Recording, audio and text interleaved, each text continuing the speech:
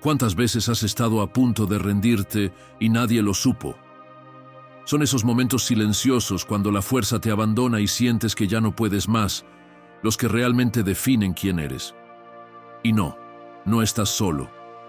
Pero si sigues dejando que el cansancio, la duda y el miedo decidan por ti, jamás descubrirás de qué estás hecho. Y puede que hoy sea el día en que todo cambie. En este vídeo voy a mostrarte las 12 lecciones más poderosas del estoicismo para que aprendas a resistir cuando todo dentro de ti grita que te detengas. Son enseñanzas milenarias, forjadas en la adversidad, que te ayudarán a mantenerte firme cuando la vida te golpee, a seguir en pie cuando todo parezca derrumbarse y a despertar esa fuerza que ni siquiera sabías que llevabas dentro. Los estoicos entendieron que rendirse no es una opción cuando tu vida, tu propósito y tu camino están en juego. Si estás agotado, confundido o al borde del colapso, quédate. Este vídeo es para ti. Antes de seguir, respóndeme, ¿cuántas veces has estado a un paso de rendirte sin que nadie lo supiera? Ese cansancio silencioso que escondes, ese ya no puedo más, que te guardas para no preocupar a nadie, es exactamente lo que vamos a enfrentar hoy. Si algo de esto resuena contigo, suscríbete y únete a esta comunidad donde no tienes que fingir que todo está bien.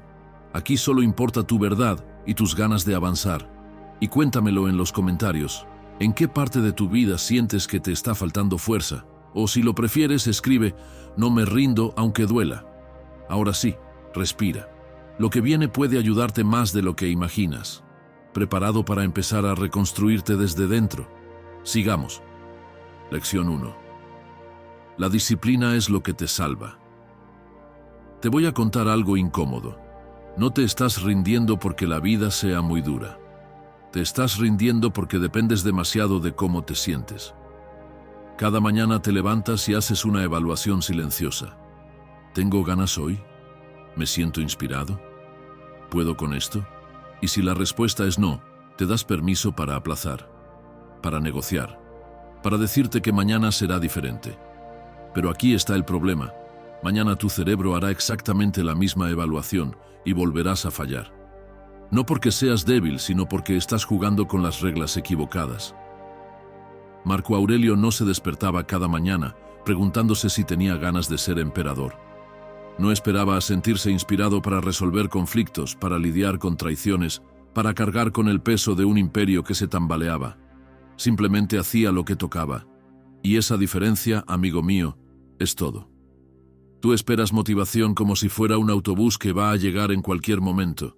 Los estoicos trabajaban con disciplina, que es el único vehículo que siempre está disponible, aunque no brille, aunque no te emocione, aunque nadie te aplauda por subirte a él. Rendirse no es ese momento dramático en el que te desplomas y gritas, no puedo más. Rendirse es mucho más silencioso y cotidiano.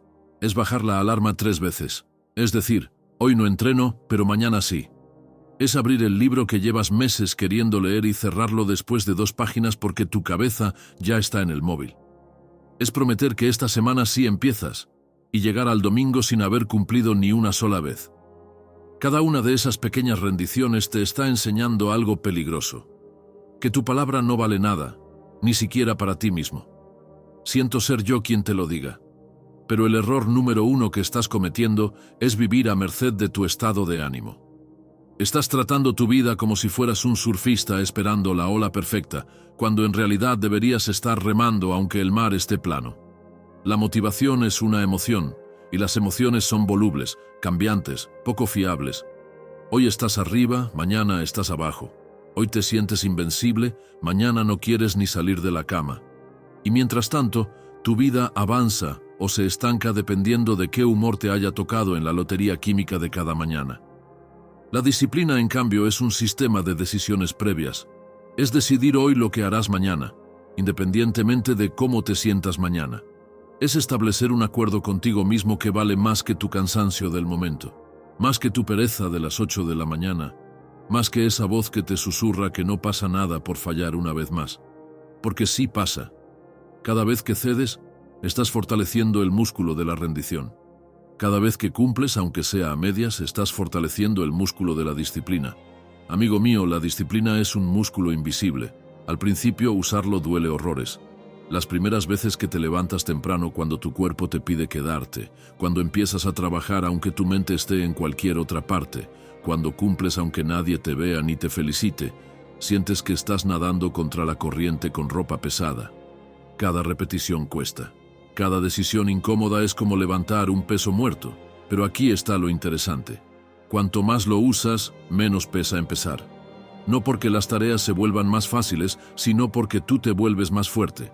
Llega un punto en el que fallar a tus compromisos te resulta más raro, más incómodo, que simplemente cumplirlos.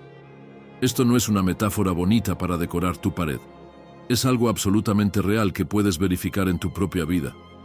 Piensa en cualquier hábito que hayas sostenido durante meses.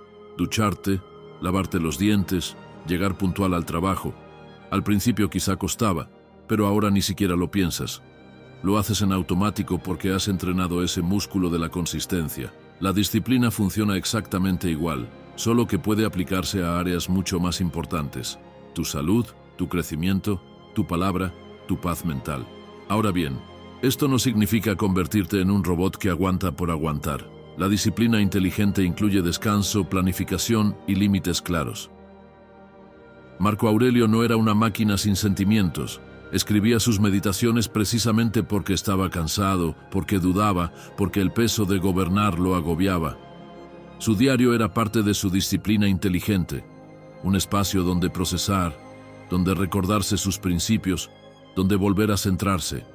No escribía porque se sintiera inspirado, escribía porque era parte de su estructura interna. Era su forma de no perderse en el caos. Y aquí hay algo que necesitas distinguir.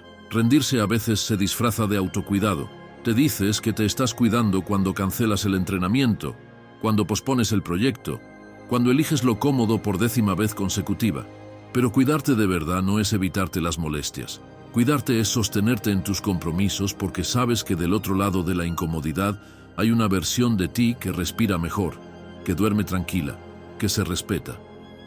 Autoengañarte con excusas disfrazadas de compasión no es amor propio, es sabotaje disfrazado. Epicteto lo entendía mejor que nadie. Fue esclavo durante gran parte de su vida. No podía elegir dónde vivir, con quién, qué hacer con su tiempo, ni siquiera era dueño de su propio cuerpo. Hay una historia que cuenta que su amo una vez le retorció la pierna hasta romperle el hueso, y Epicteto, incluso en ese momento, mantuvo su serenidad. No porque fuera un masoquista, o porque el dolor no le importara, sino porque había decidido que nadie, absolutamente nadie, iba a arrebatarle el control sobre su mente, sobre su respuesta. Eso es disciplina en su forma más pura y brutal. Mantener tu centro cuando todo lo externo conspira para que lo pierdas. Cuando finalmente fue liberado y se convirtió en maestro, toda su enseñanza giró en torno a esa misma idea. Hay cosas que no controlas, y hay cosas que sí. La disciplina no es intentar controlar lo incontrolable. Eso solo te lleva a la frustración y al agotamiento. La disciplina es comprometerte absolutamente con lo que sí está en tus manos, tu esfuerzo, tu actitud, tu palabra, tu respuesta ante lo que venga. Todo lo demás puede fallar, puede cambiar, puede traicionarte. Pero tu disciplina es tuya. Séneca tenía una forma más directa de decirlo. Cada vez que no haces lo que dijiste que harías, le estás regalando tu vida a la pereza. Cada hora que prometes dedicar a crecer, a aprender, a mejorar, y luego desperdicias en distracciones, es una hora que no recuperas. Y no se trata de culpa, se trata de claridad. El tiempo no es un recurso infinito que puedes gastar sin consecuencias, es el único material con el que construyes tu vida. Y si no tienes disciplina para usarlo bien, al final construyes una vida que no reconoces, que no querías, que no te representa. Hoy mismo, puedes diseñar lo que yo llamo tu mínimo estoico. Es la versión más pequeña de la acción que harás incluso en un día malo. No estoy hablando de tu versión épica, motivada, perfecta. Estoy hablando de tu red de seguridad. Si quieres leer más, tu mínimo estoico son 5 páginas. Si quieres entrenar, tu mínimo estoico son 10 minutos de movimiento, aunque sea caminar. Si quieres escribir, tu mínimo estoico son 100 palabras. Lo importante no es la cantidad, es mantener el sistema vivo. Porque el mayor peligro no es hacer poco, es romper la cadena. Una vez que dejas de hacer algo durante varios días, tu cerebro empieza a normalizar la ausencia. Y volver cuesta el doble. Y otra cosa que realmente funciona. Ata la disciplina a una identidad. No te preguntes si te apetece. Pregúntate, ¿qué haría la persona que quiero ser? Si quieres ser alguien sano, esa persona no negocia con su cuerpo cada mañana. Si quieres ser alguien confiable, esa persona cumple aunque nadie la vea. Si quieres ser alguien que crece, esa persona estudia aunque esté cansada.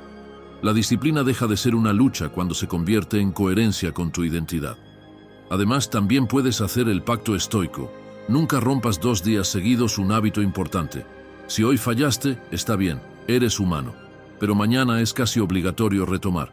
Porque 2 días se convierten en 3 en una semana y una semana en un mes de autoengaño.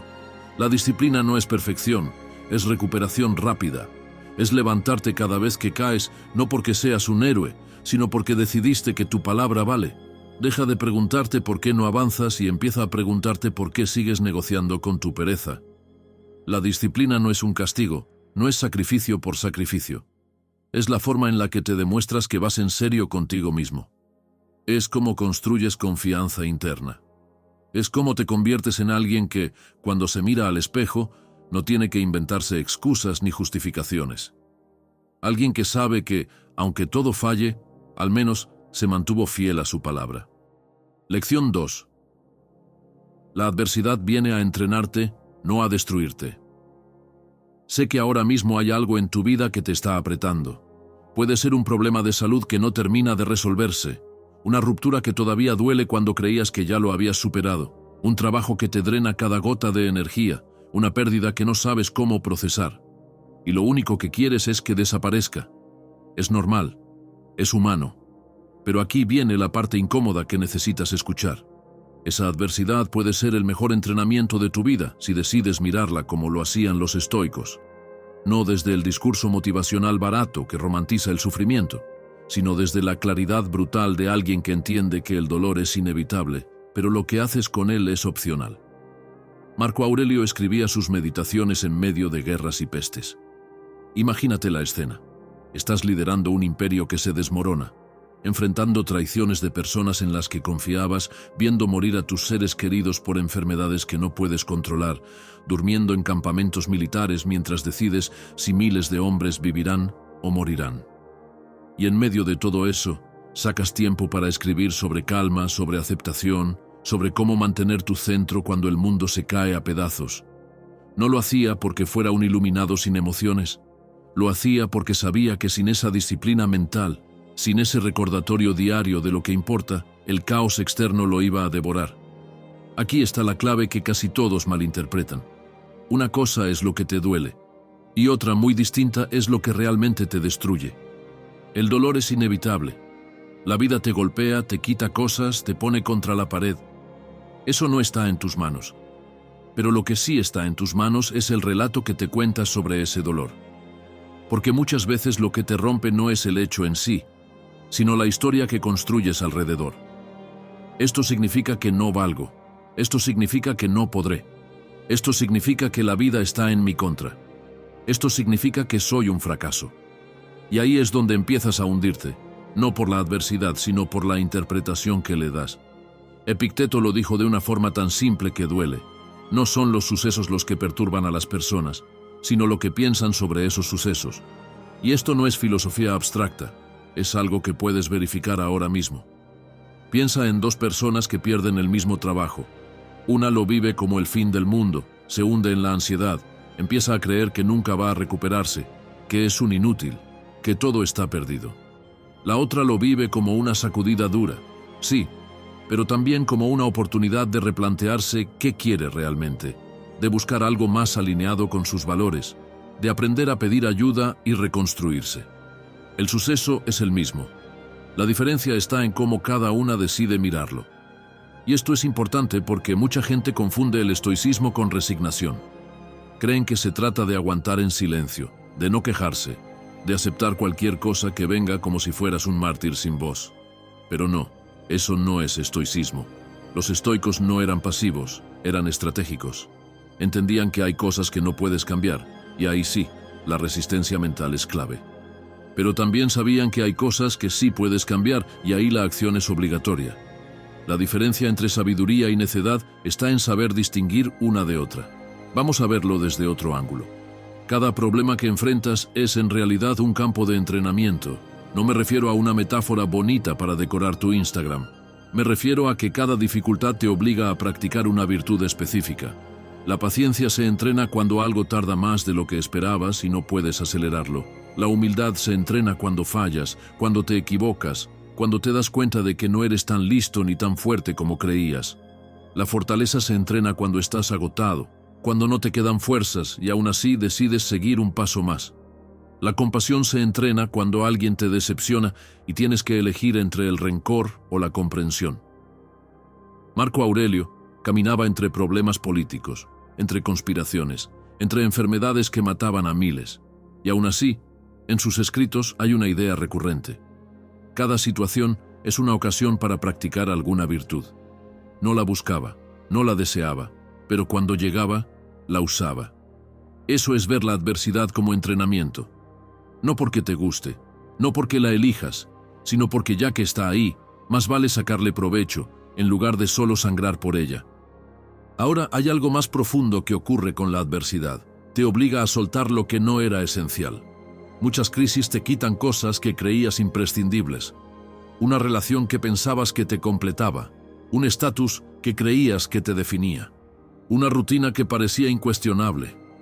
Y cuando eso se va, entras en pánico porque sientes que te arrancaron un pedazo de ti. Pero pasa el tiempo y empiezas a darte cuenta de algo.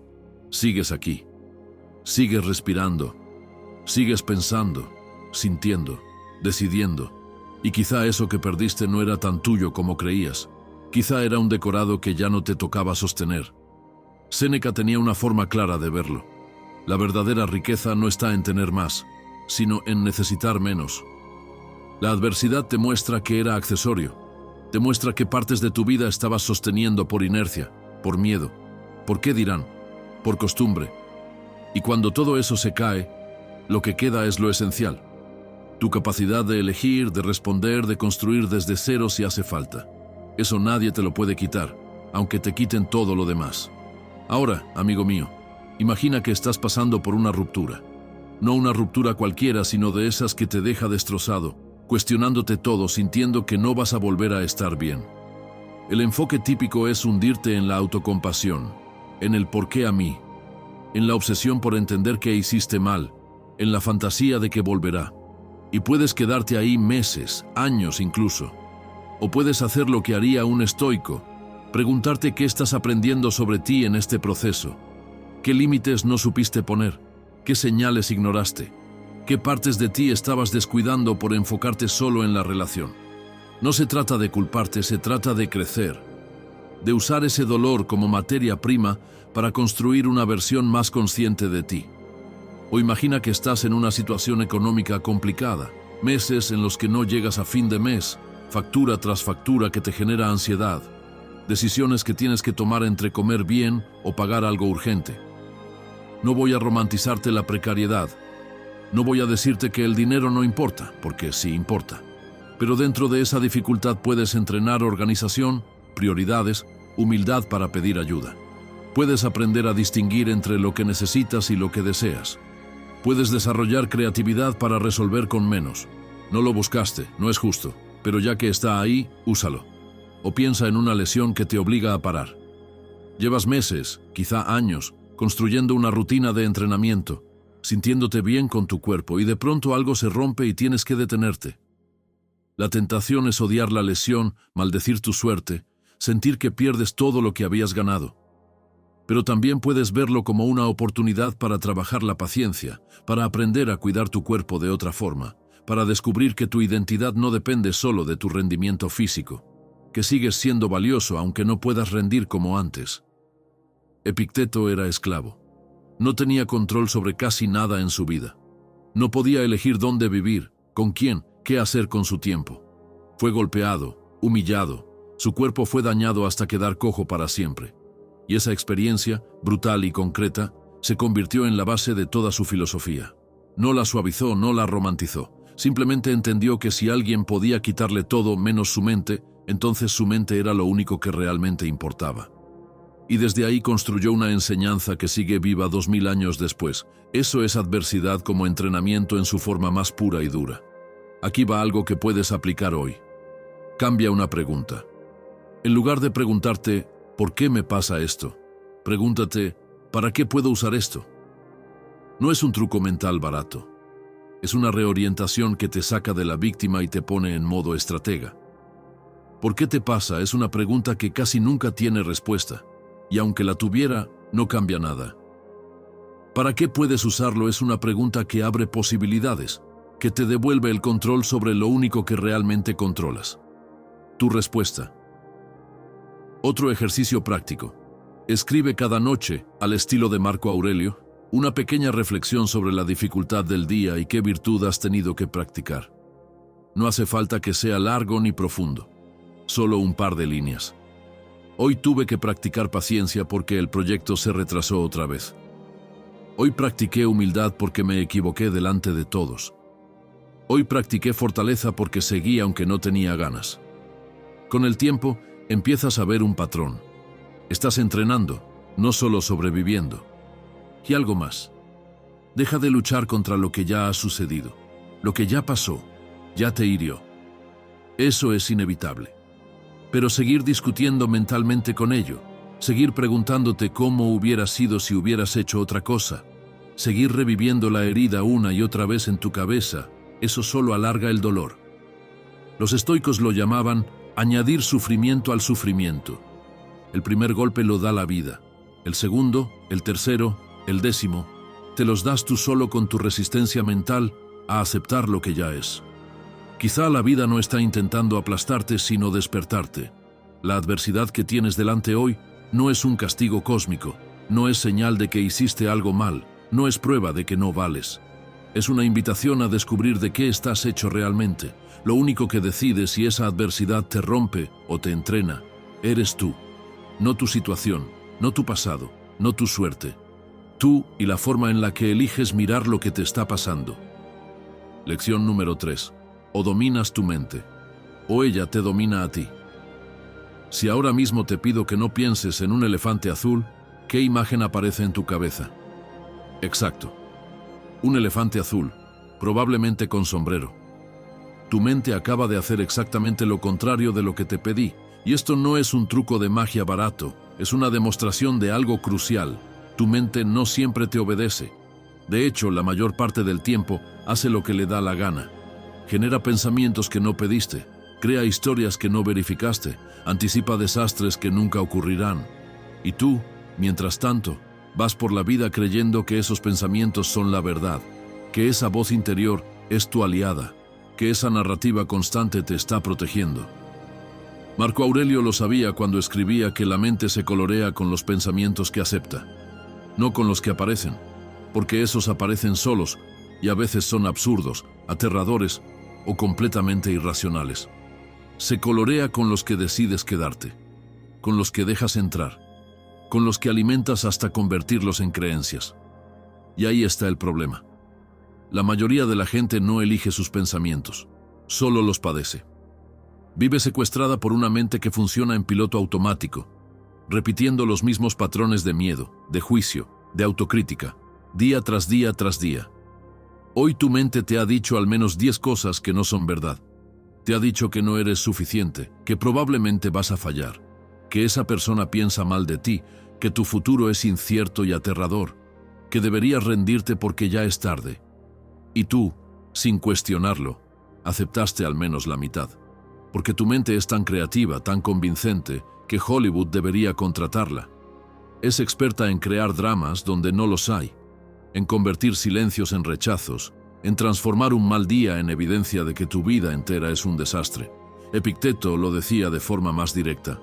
Lo peligroso no es lo que ocurre, sino el narrador que llevas dentro. Ese narrador que interpreta, que juzga, que distorsiona cada situación para que encaje con tus miedos más profundos.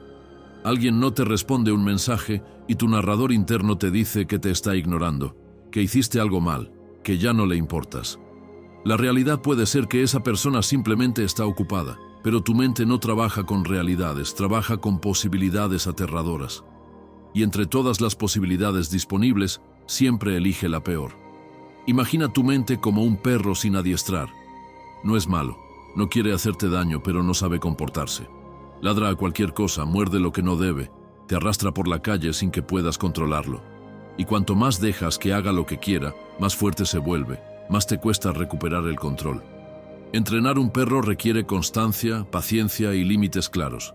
Entrenar tu mente funciona exactamente igual. No puedes pedirle una sola vez que se calme y esperar que obedezca para siempre. Tienes que trabajarla todos los días, en cada pensamiento que aparece, en cada historia que empieza a construir. Y es que, quizás no te des cuenta, pero no eliges el primer pensamiento que te viene a la mente, pero sí eliges el segundo. El primer pensamiento es automático, llega sin permiso, producto de tus experiencias, tus traumas, tus patrones mentales.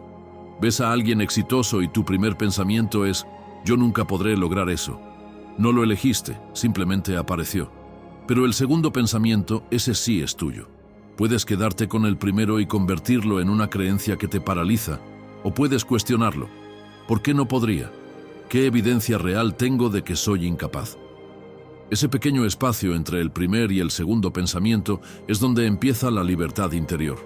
Es ahí donde viven los estoicos. Marco Aurelio trabajaba ese espacio escribiendo cada mañana. No escribía para publicar, no escribía para que alguien lo leyera, escribía para corregirse a sí mismo, como si fuera su propio terapeuta. Se recordaba que iba a encontrar gente difícil, que iba a sentirse cansado, que iban a pasar cosas injustas, pero también se recordaba que podía elegir cómo responder, que su mente no tenía que ser esclava de las circunstancias. Eso no lo convertía en alguien perfecto, lo convertía en alguien consciente, y la consciencia es el primer paso para dominar algo. Ahora vamos a un problema muy específico. La mente cansada es la mente más peligrosa. Cuando hay estrés, falta de sueño, frustración acumulada, tu mente distorsiona todo. Un mensaje sin responder ya parece rechazo. Un comentario neutro ya suena a crítica. Un silencio ya es señal de que algo va mal. Y empiezas a tomar decisiones desde ese lugar distorsionado. Empiezas a actuar basándote en interpretaciones que ni siquiera son reales. Solo son el producto de una mente agotada que ya no procesa información de forma clara. Los estoicos lo entendían bien. No reaccionaban en automático, no respondían desde el primer impulso. Practicaban lo que hoy llamaríamos distancia cognitiva. Ver el pensamiento como algo externo, algo que puedes observar sin identificarte con él. Es como si tu pensamiento fuera un mensaje de texto que recibes. No eres tú, es solo información que llegó. Y puedes decidir si le haces caso o no. La mayoría de la gente se cree cada mensaje que su mente le envía. Los estoicos leían el mensaje, lo evaluaban y muchas veces lo descartaban porque sabían que era falso. Te pongo un ejemplo cotidiano que seguramente reconoces. Tienes una presentación importante en el trabajo. Días antes tu mente empieza a imaginar todo lo que puede salir mal. Te ves tartamudeando, olvidando datos, haciendo el ridículo frente a todos. Tu jefe está ahí, decepcionado. Tus compañeros te miran con lástima. Y cuanto más piensas en eso, más real se siente. Llegas al día de la presentación convencido de que va a ser un desastre, y tu propio nerviosismo termina saboteándote. Pero nada de eso era real. Era solo tu mente creando una película de terror que tú decidiste ver en bucle. Séneca escribía sobre esto cuando hablaba de que sufrimos más en la imaginación que en la realidad. Si le contaras a Séneca la cantidad de horas que pasas anticipando desgracias que nunca ocurren, probablemente te preguntaría por qué te haces eso a ti mismo, no desde el juicio, sino desde la curiosidad genuina. ¿Por qué elegir sufrir dos veces? Una en tu cabeza y otra si realmente pasa. ¿Y si no pasa? Entonces sufriste gratis, por nada, solo porque tu mente decidió adelantarse a los hechos. ¿Qué puedes hacer hoy mismo para dominar tu mente? Cuando un pensamiento te genere ansiedad, miedo o autocrítica intensa, hazle esta pregunta simple. ¿Qué evidencia tengo de que esto es verdad? No lo que imaginas, no lo que temes, no lo que intuyes. Evidencia concreta. La mayoría de las veces no vas a encontrar ninguna. Y ahí es donde te das cuenta de que estás luchando contra fantasmas. Estás dejando que tu mente te domine con historias inventadas que ni siquiera tienen base en la realidad. Otra herramienta. Nombra el pensamiento. En lugar de decir, soy un fracaso, di, estoy teniendo el pensamiento de que soy un fracaso. Parece un cambio pequeño, pero es enorme. En la primera frase te estás identificando con el pensamiento, lo estás aceptando como verdad. En la segunda, estás reconociendo que es solo un pensamiento, algo pasajero, algo que puedes observar sin ser arrastrado por él. Los estoicos hacían esto constantemente. Marco Aurelio se escribía cosas como: ahora estoy sintiendo ira, no soy una persona iracunda. Esa diferencia lo salvaba de caer en el pozo. Y una más, la regla de los 3 respiros antes de responder.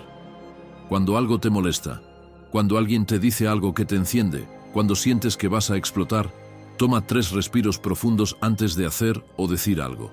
Esos 3 respiros son el espacio donde recuperas el control. Son el momento en el que decides si vas a reaccionar desde la emoción caliente o desde la claridad. Epicteto era durísimo con esto. Decía que no puedes excusarte diciendo no pude evitarlo. Sí pudiste. Siempre hay un microsegundo entre el estímulo y tu respuesta. Y en ese microsegundo está tu poder. Uno de los ejercicios más potentes que puedes hacer es escribir tus pensamientos como si fueran mensajes de otra persona. Agarra una libreta, escribe literalmente lo que tu mente te está diciendo y léelo como si te lo hubiera enviado un amigo. ¿Le creerías? ¿Le harías caso? ¿O le dirías, oye, estás siendo muy duro contigo, eso no es verdad? La mayoría de las veces, cuando pones tus pensamientos en papel y los miras desde fuera, te das cuenta de lo absurdos que son. Te das cuenta de que nunca le hablarías a otra persona de la forma en que te hablas a ti mismo. Amigo mío, si no entrenas tu mente, ella te entrenará a ti, y te entrenará mal. Te entrenará para dudar, para temer, para abandonar antes de intentar. Te entrenará para vivir pequeño, para no arriesgar, para conformarte con menos de lo que mereces.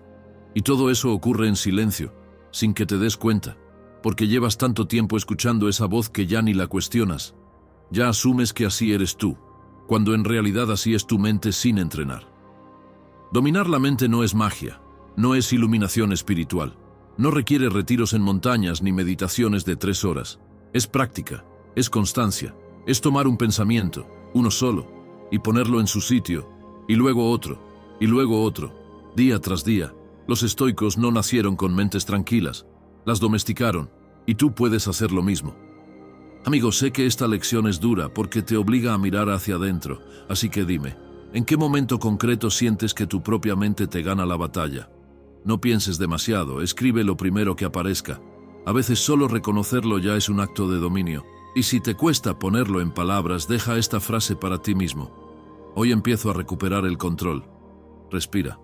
Continuamos. Lección 4. No te rindas, solo te está faltando paciencia. Hoy querías resultados rápidos. Lo sé porque yo también a veces quiero que la vida funcione como Amazon Prime. Haces clic en mejorar mi vida, esperas 2 días y listo. Debería llegar el paquete con una nueva versión de ti. Pero no funciona así. Nunca ha funcionado así.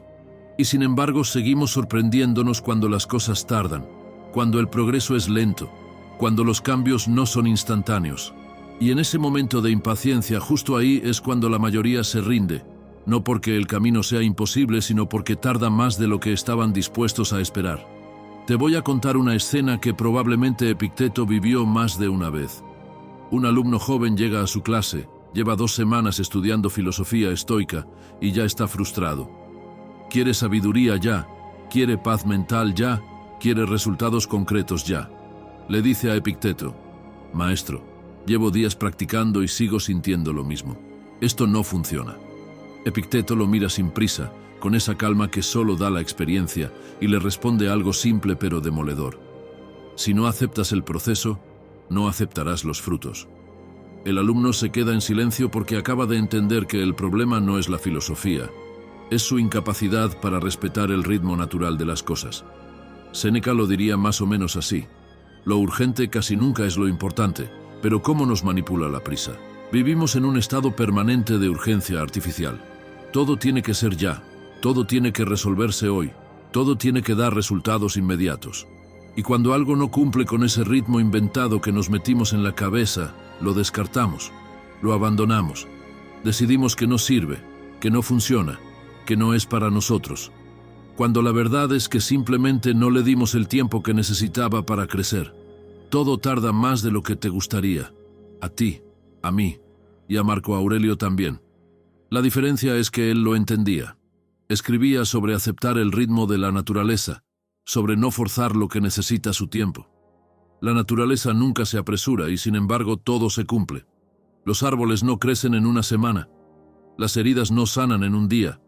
Los hábitos no se construyen en un mes.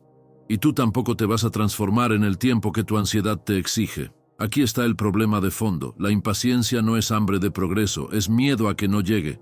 Es desconfianza. Es tu mente diciéndote que si no ves resultados rápidos, probablemente nunca los verás. Y desde ese lugar de miedo empiezas a presionar, a exigirte más de lo que puedes sostener, a desesperarte cuando las cosas no avanzan al ritmo que esperabas. Y esa desesperación es lo que termina destruyendo todo. No te rindes porque no funciona. Te rindes porque no ha funcionado todavía.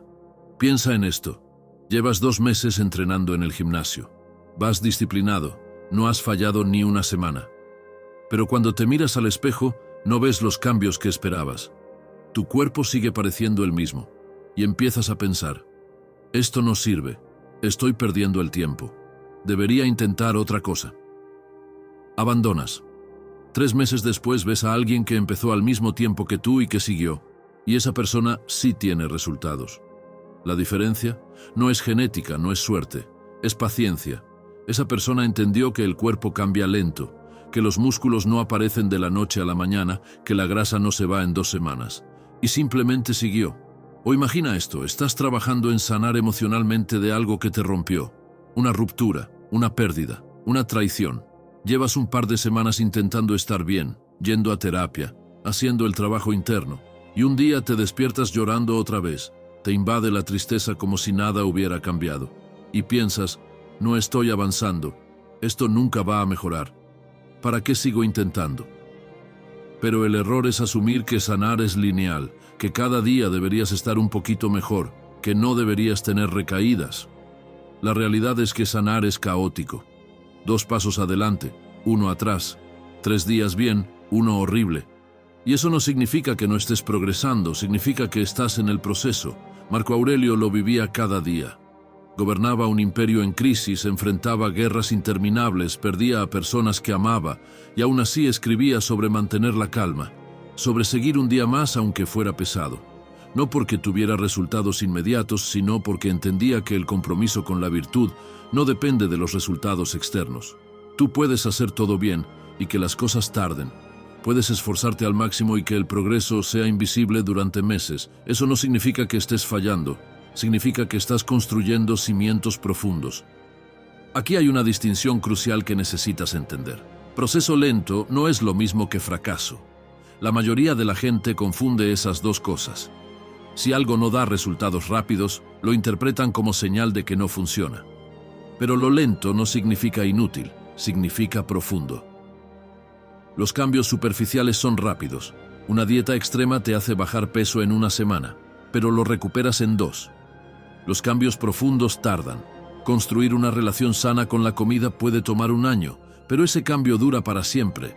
Y tú seguramente siempre abandonas justo antes de que algo funcione.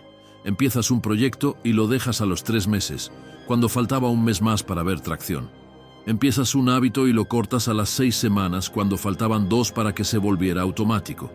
Empiezas una relación intentando sanarla y te rindes justo antes del punto de quiebre donde las cosas podrían mejorar. No es mala suerte, es falta de paciencia. Es no poder sostener la incomodidad de estar en medio del proceso sin saber cuándo va a terminar. Epicteto enseñaba que hay cosas que no dependen de ti en el proceso. No puedes controlar qué tan rápido sanas, qué tan rápido creces, qué tan rápido los demás responden a tus esfuerzos. Lo único que depende de ti es mantener el compromiso. Seguir haciendo lo que sabes que es correcto, aunque no veas los frutos todavía. Esa es la única forma de llegar. No hay atajos, no hay trucos. Solo consistencia sostenida en el tiempo. Te voy a dar algo práctico que cambia todo. Haz un pacto contigo mismo de revisar el progreso cada 30 días. No cada 30 horas. Deja de pesarte todos los días. Deja de revisar tus métricas cada hora. Deja de preguntarte cada mañana si ya estás mejor. Dale tiempo al tiempo. Marca en el calendario un día al mes donde haces balance real. Y en el medio, simplemente confías en el proceso y cumples. Y cuando quieras abandonar, pregúntate en voz alta, ¿qué prisa tengo? ¿Por qué necesito que esto ocurra ahora mismo? ¿Qué va a cambiar si tarda 3 meses más? Esa pregunta te saca de la urgencia y te devuelve a la realidad. La mayoría de las veces no hay ninguna razón objetiva para la prisa. Solo es tu mente incómoda con la incertidumbre. Y esa incomodidad no es señal de que debas parar. Es señal de que estás entrenando algo más profundo. La capacidad de sostener el esfuerzo sin recompensa inmediata. Divide tu camino en microetapas y celebra el hecho de mantener el ritmo, amigo mío. No celebres solo los resultados finales. Celebra que hoy hiciste lo que dijiste que harías. Eso es progreso real. Eso es lo que construye momentum. Un día tras otro, sosteniendo el compromiso aunque no veas cambios.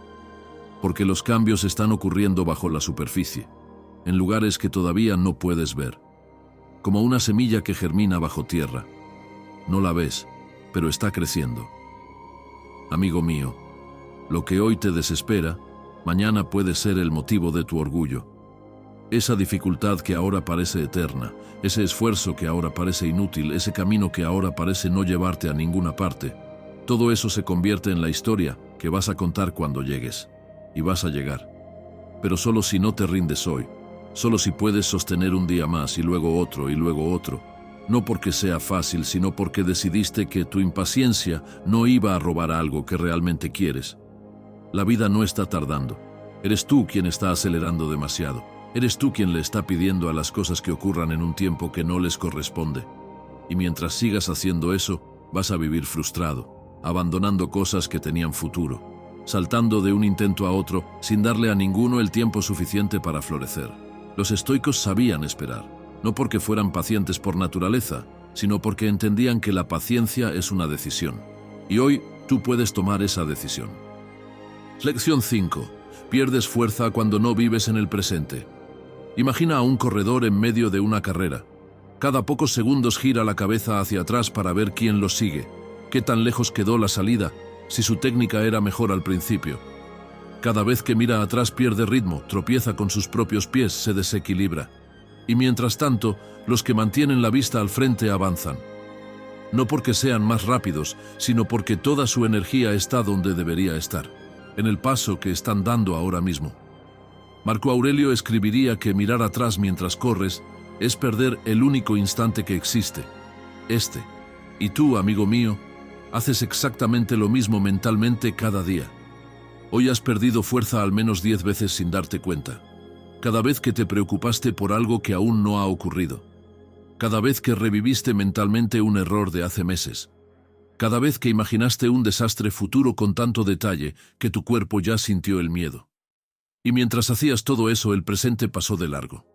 La conversación que tenías delante no la escuchaste bien. El trabajo que debías hacer, lo hiciste a medias.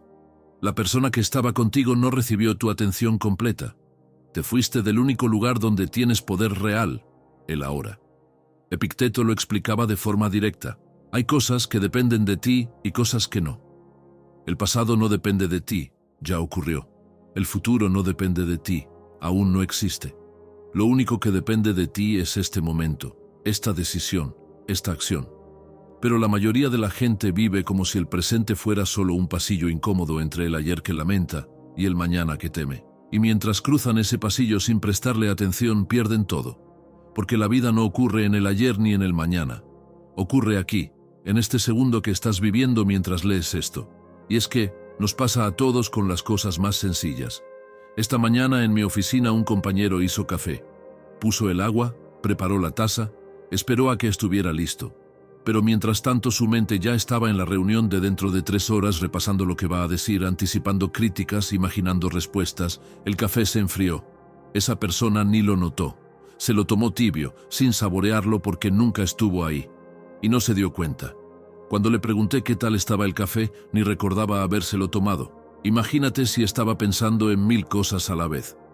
Séneca observaba este fenómeno hace 2000 años y lo describía así. La gente vive como si tuviera otra vida guardada para usarla después, como si este momento no contara, como si el siguiente fuera el importante, como si siempre hubiera tiempo más adelante. Pero no lo hay, no hay tiempo más adelante, solo hay ahora, y luego otro ahora, y luego otro. Y si no estás presente en ninguno de esos momentos, entonces no estás viviendo. Estás solo existiendo en piloto automático mientras tu mente viaja a lugares donde no puede hacer nada. Porque aquí está la clave. Todo lo que mejora tu vida ocurre en el presente. La decisión se toma ahora. La acción se ejecuta ahora. El cambio empieza ahora. Pensar en el futuro no es progreso. Es solo ruido mental que te hace sentir productivo sin hacer nada real. Vivir fuera del presente te resta fuerza de forma literal, no metafórica. Cuando tu mente está en el futuro imaginando problemas, tu cuerpo se tensa como si esos problemas ya estuvieran pasando. Produces cortisol, activas el sistema nervioso, gastas energía luchando contra algo que ni siquiera existe. Y cuando tu mente está en el pasado reviviendo errores, tu cuerpo también reacciona. Se pone pesado, se hunde, se cansa. Porque tu sistema no distingue entre lo que está pasando y lo que estás imaginando. Para tu cuerpo, recordar una humillación es casi como vivirla otra vez. Y así te vas desgastando sin que haya ninguna amenaza real frente a ti. Los estoicos hablaban del sufrimiento anticipado como sufrimiento doble. Si algo malo va a pasar, lo sufrirás cuando pase.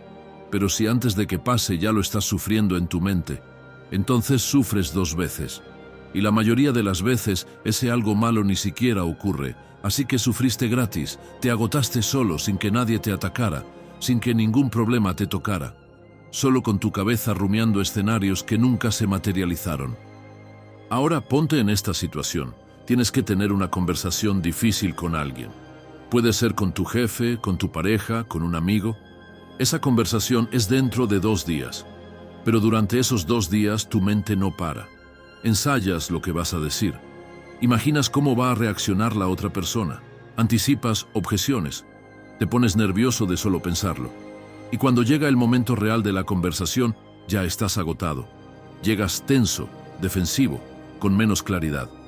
Y muchas veces la conversación ni siquiera va como imaginaste. Todo ese desgaste fue en vano. Te robaste 2 días de paz por una conversación de 20 minutos. Ahora vamos al otro lado. El pasado. Hay gente que carga errores de hace años como si fueran mochilas llenas de piedras, reviven conversaciones viejas, se martirizan por decisiones que ya no pueden cambiar, se preguntan qué hubiera pasado si hubieran elegido diferente. Y todo eso es peso muerto. No es reflexión útil, no es aprendizaje. Es solo un archivo antiguo que tu cerebro insiste en abrir cada día sin razón. Séneca hablaba de soltar, no porque el pasado no importe, sino porque aferrarse a él te debilita. No puedes caminar ligero si llevas todo lo que alguna vez te pasó encima. Y luego está el futuro, ese terreno que no existe pero que parece tan real en tu cabeza. Te estás agotando luchando contra un fantasma. El futuro solo se crea con acciones presentes. Cada microacción que haces ahora es lo que va construyendo lo que vendrá. Pero si tu mente está en un futuro imaginado, no estás actuando en el presente que sí podrías cambiar. Estás paralizado por algo que aún no es, mientras dejas pasar el único momento en el que realmente podrías hacer algo. Marco Aurelio tenía días horribles, días de pérdidas, de traiciones, de decisiones imposibles. Pero siempre volvía a la misma pregunta. ¿Qué está ocurriendo ahora? No qué pasó ayer, no qué podría pasar mañana, ahora. Y desde ese lugar tomaba la siguiente decisión. No intentaba resolver toda su vida de una vez. Solo atendía el momento presente con toda su atención y toda su fuerza. Y eso es lo que lo mantenía entero cuando todo alrededor se caía a pedazos. El presente no siempre es agradable. A veces el presente duele, incomoda, asusta. Y por eso huimos hacia el pasado o hacia el futuro. Porque ahí podemos fantasear, podemos reescribir, podemos imaginar versiones mejores. Pero el único lugar donde puedes resistir de verdad es aquí. El único lugar donde puedes actuar, donde puedes decidir, donde puedes cambiar algo es este instante. Perderte del presente es perderte la vida entera. Durante el día, detente al azar y pregúntate en voz baja, ¿dónde está mi cabeza ahora mismo? ¿Está aquí o se fue otra vez? No lo hagas con juicio, solo con curiosidad.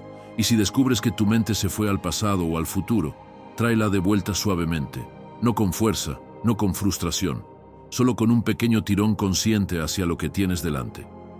Esa acción repetida, día tras día, entrena tu capacidad de estar presente, y esa capacidad es lo que marca la diferencia entre vivir y solo sobrevivir. Otra cosa que puedes intentar es hacer una pausa de 10 segundos antes de reaccionar. Marco Aurelio lo hacía todo el tiempo. Antes de responder una carta, antes de tomar una decisión, antes de reaccionar a una noticia. 10 segundos donde solo respiraba, donde volvía a centrarse, donde se preguntaba qué era lo correcto hacer desde la calma y no desde el impulso.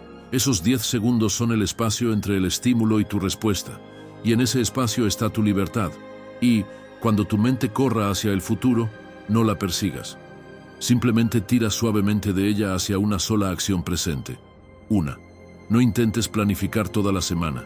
No intentes resolver todo de golpe.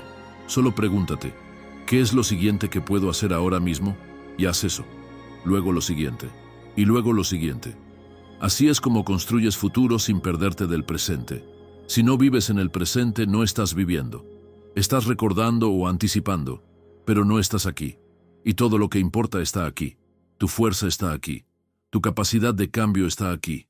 Tu vida, la real, la única que tienes, está ocurriendo ahora mismo. El presente es pequeño, sí. Es solo este segundo, este respiro, esta decisión. Pero lo pequeño bien vivido, atendido con toda tu presencia, se convierte en destino. Y ese destino lo construyes ahora, no mañana. Lección 6. El silencio te hace más fuerte de lo que crees. Ya Séneca lo decía hace 2000 años. La gente corre mucho, pero siempre escapa de sí misma. Viajan, se llenan de actividades, cambian de ciudad, buscan distracciones. Pero el problema los acompaña a todas partes porque el problema no está afuera, está adentro. Y el único lugar donde puedes enfrentarlo es en el silencio. Es el lugar incómodo donde no hay voces ajenas que te digan qué pensar, donde no hay pantallas que te distraigan de lo que sientes, donde solo quedas tú y lo que realmente está pasando en tu cabeza. Hoy le tienes más miedo al silencio que a hacer el ridículo. Lo sabes porque prefieres llenar cada hueco con ruido. Música de fondo cuando trabajas, podcast mientras caminas, serie mientras comes, scroll infinito antes de dormir, cualquier cosa con tal de no quedarte a solas con tus pensamientos. Y no te juzgo, casi todos hacemos lo mismo. Pero aquí está el problema. Estás huyendo de ti mismo, y cuando huyes de ti te vuelves débil. Pierdes claridad, pierdes centro. Te conviertes en alguien que reacciona a todo porque nunca se detiene a pensar en nada. Imagina esta escena. Alguien sentado en el coche, motor apagado, manos en el volante, sin música, solo silencio. Para muchos esos 5 minutos son insoportables. Tienen que encender la radio, revisar el móvil, hacer algo que rompa ese vacío. Pero ese momento, ese silencio breve antes de entrar a casa, antes de volver al ruido, vale más que 1000 opiniones ajenas. Porque en ese espacio puedes escucharte de verdad. Puedes preguntarte cómo estás, qué necesitas, qué está funcionando y qué no. Marco Aurelio buscaba esos instantes para reorganizarse por dentro. No porque fuera un iluminado, sino porque sabía que sin esos momentos de silencio, el caos externo lo iba a devorar. Aquí está la clave que casi nadie entiende. El silencio no es ausencia de ruido, es claridad mental. Es desconectar estímulos para poder ver con nitidez. Cuando estás rodeado de voces, opiniones, notificaciones, información constante, tu mente no puede procesar nada a fondo. Solo reacciona, solo salta de un estímulo a otro, solo acumula ruido. Pero en el silencio, todo eso se asienta. Los pensamientos confusos empiezan a ordenarse. Las decisiones importantes se vuelven más claras. Lo que parecía urgente se revela como trivial, y lo que parecía insignificante se muestra como esencial. Marco Aurelio tomaba decisiones que afectaban a millones de personas. Decidía guerras, tratados, leyes, y antes de tomar esas decisiones se encerraba. Se retiraba a su tienda militar, a un rincón silencioso, y escribía. No escribía para otros, escribía para sí mismo.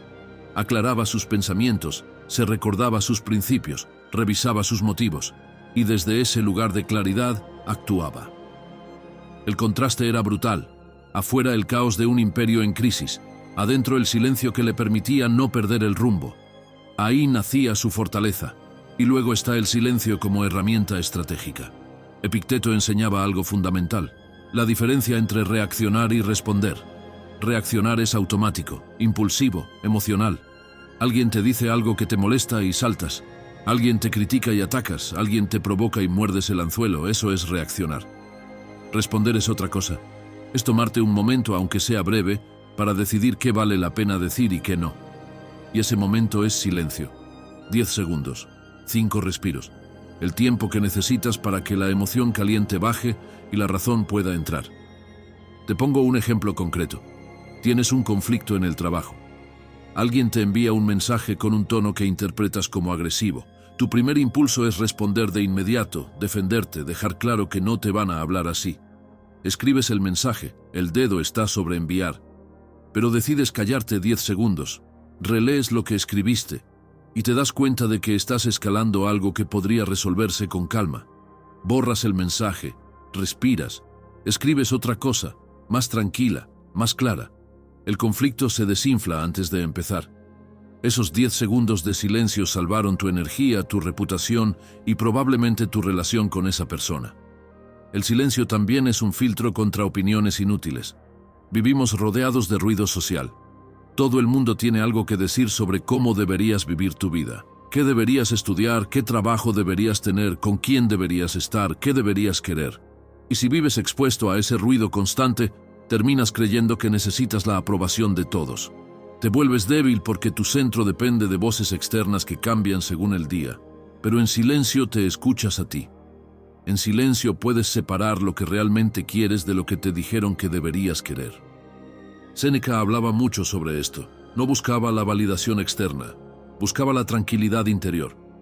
Y esa tranquilidad solo llega cuando dejas de necesitar que todos estén de acuerdo contigo, cuando dejas de explicarte ante cada crítica, cuando aprendes a estar en paz con tus decisiones aunque nadie más las entienda.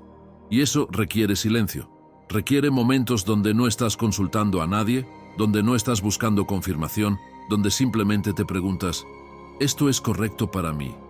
Y confías en tu respuesta. Ahora vamos a algo más profundo. El silencio como forma de resistencia. Cuando alguien te provoca, callar no es rendirse. Es no entregarle tu energía. Hay personas que viven buscando reacciones. Quieren verte explotar, quieren arrastrarte a su drama, quieren que pierdas el control. Y si muerdes el anzuelo, ganan. Pero si te quedas en silencio, si dejas pasar la provocación sin responder, ese silencio es un muro. No es debilidad, es fuerza contenida. Es elegir dónde pones tu atención y tu energía. Y esa elección consciente es poder puro. Epicteto era un maestro del autocontrol verbal. Enseñaba que no tienes que responder a todo, no tienes que defender cada comentario, no tienes que entrar en cada discusión. A veces la respuesta más firme es no dar ninguna, dejar que el otro hable, que se agote, que proyecte lo que quiera. Y tú te quedas entero, sin desgastarte, sin bajar a un nivel que no te corresponde. Eso es usar el silencio como escudo. Y luego está la verdad más incómoda. El silencio te muestra quién eres sin filtros. Cuando estás en silencio, sin distracciones, sin ruido que te anestesie, aparecen cosas que habías estado evitando, pensamientos que no querías tener, emociones que no querías sentir, decisiones que sabes que deberías tomar, pero que has estado posponiendo. Y ahí es donde nacen los cambios importantes, en ese lugar incómodo donde te ves tal cual eres, donde no puedes mentirte, donde no hay forma de escapar de lo que ya sabes. Los estoicos usaban el silencio como espejo interior, no para torturarse, no para hundirse en la autocrítica, sino para ver con claridad, para reconocer qué hábitos tienen que cambiar, qué relaciones están dañándolos, qué caminos están siguiendo por inercia y no por convicción. Y desde ese lugar de honestidad brutal actuaban. Porque el silencio no te debilita, te revela. Y una vez que ves la verdad, no puedes seguir ignorándola. La próxima vez que estés en una situación tensa, cuenta hasta 5 antes de contestar. 5. No es mucho tiempo, pero es suficiente para que tu cerebro cambie de modo reactivo a modo estratégico. Epicteto lo haría, Marco Aurelio lo hacía, y tú puedes hacerlo. No requiere ninguna habilidad especial, solo la decisión consciente de no ser esclavo de tu primer impulso.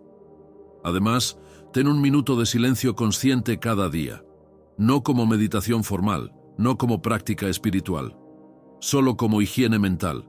Un minuto donde apagas todo, donde no haces nada, donde simplemente estás. Ese minuto es tu reset diario.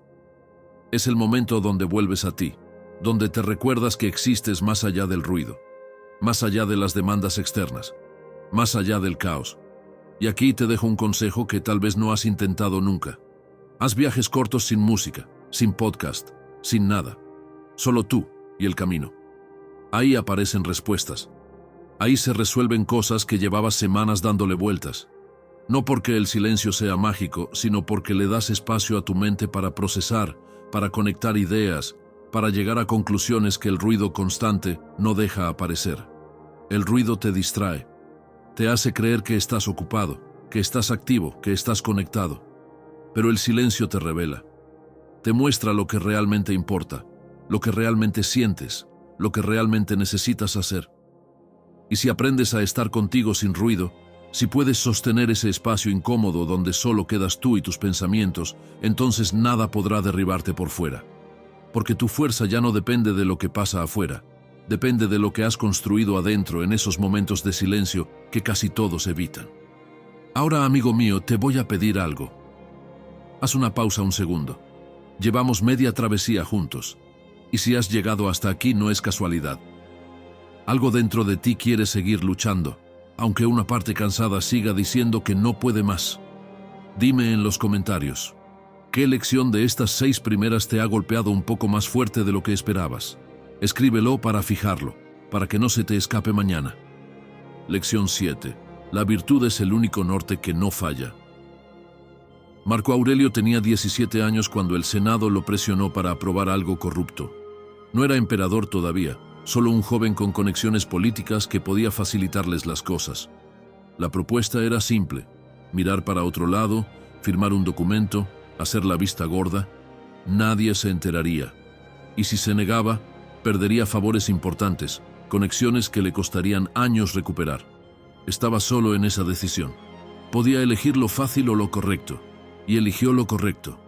No porque fuera un héroe, no porque tuviera garantías de que todo saldría bien, simplemente porque algo dentro de él ya sabía que desviarse de lo que consideraba justo era desviarse de sí mismo. Ese momento no lo convirtió en emperador, pero sí estaba forjando su carácter. Y ese carácter, años después, sería lo único que lo sostendría cuando todo lo demás se derrumbara. Aquí está la pregunta incómoda que necesitas responder. ¿Cuántas veces has hecho algo que no querías solo para caer bien, evitar conflicto o impresionar a alguien? ¿Cuántas veces has traicionado lo que sabes que es correcto porque la alternativa era más cómoda? Es curioso, cuanto más traicionas tus valores, más débil te vuelves. No físicamente, no de forma obvia, pero por dentro, algo se rompe. Te vuelves alguien que no se respeta a sí mismo, alguien que negocia sus principios según quien esté delante, alguien que ya no tiene un centro sólido desde el cual decidir. Para los estoicos, la virtud no era un concepto abstracto para debates filosóficos. Era el único norte que no falla. Cuando todo lo demás cambia, cuando las circunstancias te traicionan, cuando la gente te decepciona, cuando tus planes se desmoronan, la virtud sigue ahí. No te pide nada a cambio. No depende de resultados. No necesita que nadie la aplauda. Es simplemente el compromiso de hacer lo correcto porque es lo correcto, independientemente de las consecuencias. Y esa solidez interna es lo que te mantiene entero cuando el mundo se pone hostil. Hay gente que logra cosas, que acumula éxitos, que desde fuera parece que lo tiene todo resuelto, y sin embargo sienten un vacío extraño. No saben explicarlo. No es depresión clínica, no es falta de logros, es desalineación, es vivir en dirección contraria a tus principios.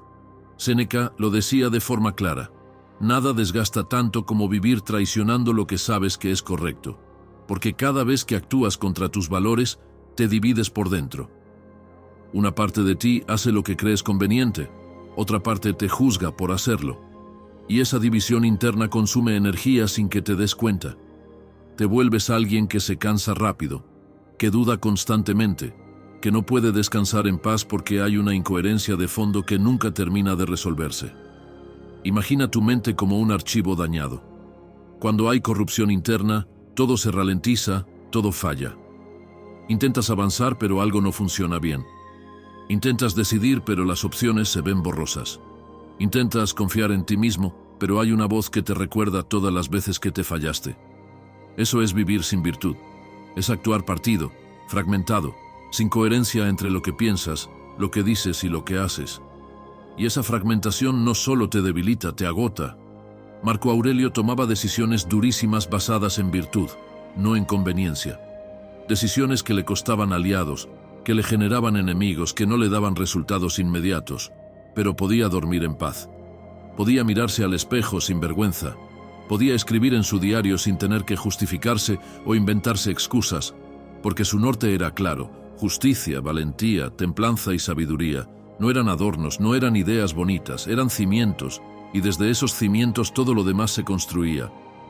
Cuando dudas, cuando la vida te pone en situaciones ambiguas donde no hay respuestas fáciles, ahí es donde la virtud te salva, porque no tienes que preguntarte qué te conviene, qué te beneficia, qué te hace quedar bien. Solo te preguntas, ¿qué es lo correcto? Y desde ahí actúas. Puede que pierdas algo, puede que te cueste, pero no pierdes tu centro. Y tu centro es lo único que realmente necesitas proteger, porque es lo único que nadie puede quitarte si tú no se lo entregas. Ahora vamos a algo importante. Ser buena persona no es ser débil. Hay una confusión gigante con esto. Mucha gente cree que tener valores firmes te convierte en alguien blando, en alguien que se deja pisotear, en alguien que no sabe defenderse. Pero la virtud no es fragilidad, es firmeza. Es decir no cuando toca aunque incomode. Es poner límites claros, aunque te cueste relaciones. Es mantener tu palabra, aunque te resulte más fácil romperla. Eso no es debilidad, es fuerza contenida. Es poder que no necesita demostración constante porque sabe lo que vale. Epicteto usaba la rectitud como fuerza en debates, en conflictos, en situaciones donde otros intentaban manipularlo. No entraba en juegos sucios, no se rebajaba a niveles que no le correspondían. Y eso lo hacía intocable. No porque fuera perfecto, sino porque su coherencia lo protegía. Cuando tus valores son claros, cuando no negocias con ellos, la gente sabe que no puede comprarte, no puede arrastrarte, no puede hacerte traicionar lo que eres. Y eso es poder real. Imaginas que estás en un grupo de trabajo y todos empiezan a hablar mal de alguien que no está presente. No es nada grave, solo comentarios, risas, quejas. Tienes dos opciones: sumarte para no quedar fuera o no decir nada. La primera opción te da pertenencia inmediata. La segunda te deja solo. Pero aquí está la cuestión. Si te sumas, vas a salir de ahí sintiéndote vacío, porque sabes que no era necesario, que no aportaba nada, que solo estabas traicionando tu propia coherencia por no sentirte excluido. Y esa sensación de vacío es tu virtud recordándote que actuaste contra ti mismo. O imagina esto: te ofrecen un trabajo bien pagado, pero el proyecto va contra tus valores. Puede ser algo que daña al medio ambiente, algo que explota a otras personas, algo que sabes que no es ético aunque sea legal. Aceptarlo resolvería problemas económicos inmediatos. Rechazarlo te deja en incertidumbre. La mayoría acepta. Y luego pasan meses sintiéndose mal sin saber por qué. Porque el dinero no compensa la desalineación interna. Porque cada día que vas a trabajar es un recordatorio de que vendiste algo que no tenía precio. La virtud no es perfección. No se trata de nunca equivocarte, de nunca fallar, de nunca tomar una decisión de la que luego te arrepientas. Marco Aurelio cometía errores. Tenía días donde no estaba a la altura de sus propios estándares. Momentos donde su paciencia se agotaba o su juicio fallaba. Pero la diferencia es que volvía. Reconocía el error, lo escribía, se corregía. No se quedaba atrapado en la culpa ni tampoco se justificaba. Simplemente reorientaba su brújula y seguía. Un error no rompe tu virtud. Rendirte a un patrón de traicionarte constantemente, sí. Séneca hablaba mucho sobre la coherencia como un acto moral. No solo lo que haces, sino cómo usas tu tiempo, con quién te juntas, qué aceptas y qué rechazas. Todo eso dice quién eres realmente, no quién dices ser, y ahí es donde la mayoría falla. Dicen que valoran la honestidad, pero mienten cuando les conviene. Dicen que valoran la lealtad, pero traicionan cuando hay una oferta mejor. Dicen que valoran el respeto, pero hablan mal de otros a sus espaldas. Esa incoherencia no pasa desapercibida. Quizá otros no la noten, pero tú sí, y es contigo con quien tienes que vivir cada día. Entonces, ¿qué puedes hacer? Antes de tomar cualquier decisión importante, hazte esta pregunta. ¿Me voy a respetar después de esto? No si va a funcionar, no si otros lo aprobarán, no si te beneficia. ¿Te vas a respetar? Porque si la respuesta es no, entonces el precio de esa decisión es demasiado alto. Puedes ganar dinero, puedes ganar estatus, puedes ganar comodidad, pero pierdes algo más valioso, tu propia estima interna. Y eso no se recupera fácil. Otra cosa, anota tus 3 valores no negociables, como haría un estoico antes de empezar el día. 3 cosas que, pase lo que pase, no vas a traicionar. Pueden ser honestidad, respeto, valentía, lealtad, justicia. Lo que sea que para ti defina quién quieres ser, y cuando llegue una decisión difícil, revisa esos 3 valores. Si lo que estás a punto de hacer va contra alguno de ellos, ya tienes tu respuesta. No necesitas más análisis, no necesitas más opiniones. Tu norte ya te está diciendo qué hacer. Y una última, si vas a mentir, que sea para proteger a alguien, no para proteger tu ego. Hay mentiras que salvan vidas, que protegen a los vulnerables, que evitan daños innecesarios. Esas tienen un lugar. Pero las mentiras para quedar bien, para evitar incomodidad, para cubrir tus errores, esas solo te debilitan. Porque cada mentira es una grieta en tu coherencia interna. Y con suficientes grietas todo se derrumba. Lo que haces cada día te construye o te destruye. No hay término medio. Cada decisión alineada con tus valores te fortalece. Cada traición a ti mismo te erosiona. Y al final de tu vida, no vas a recordar cuánto ganaste o cuánto impresionaste. Vas a recordar si pudiste mirarte al espejo con dignidad, si mantuviste tu palabra, si fuiste fiel a lo que sabías que era correcto, aunque costara. Eso es la virtud. Y cuando todo falle, amigo mío, ese norte seguirá ahí firme, esperándote. Pero solo si no lo has traicionado. Lección 8. El dolor no decide por ti. Tú eliges qué hacer con él. Vamos a aclarar algo fundamental. El dolor no es tu enemigo, es un mensajero. Te avisa de algo, de límites que cruzaste, de pérdidas que necesitas procesar, de agotamiento que ignoraste durante meses, de injusticias que tienes que confrontar. Séneca lo decía de forma directa: el dolor no es un castigo, es información. Y la mayoría de la gente mata al mensajero en lugar de leer el mensaje. Se droga con distracciones, con negación, con excusas, y el dolor, al no ser escuchado, se vuelve más fuerte, grita más alto, se queda más tiempo.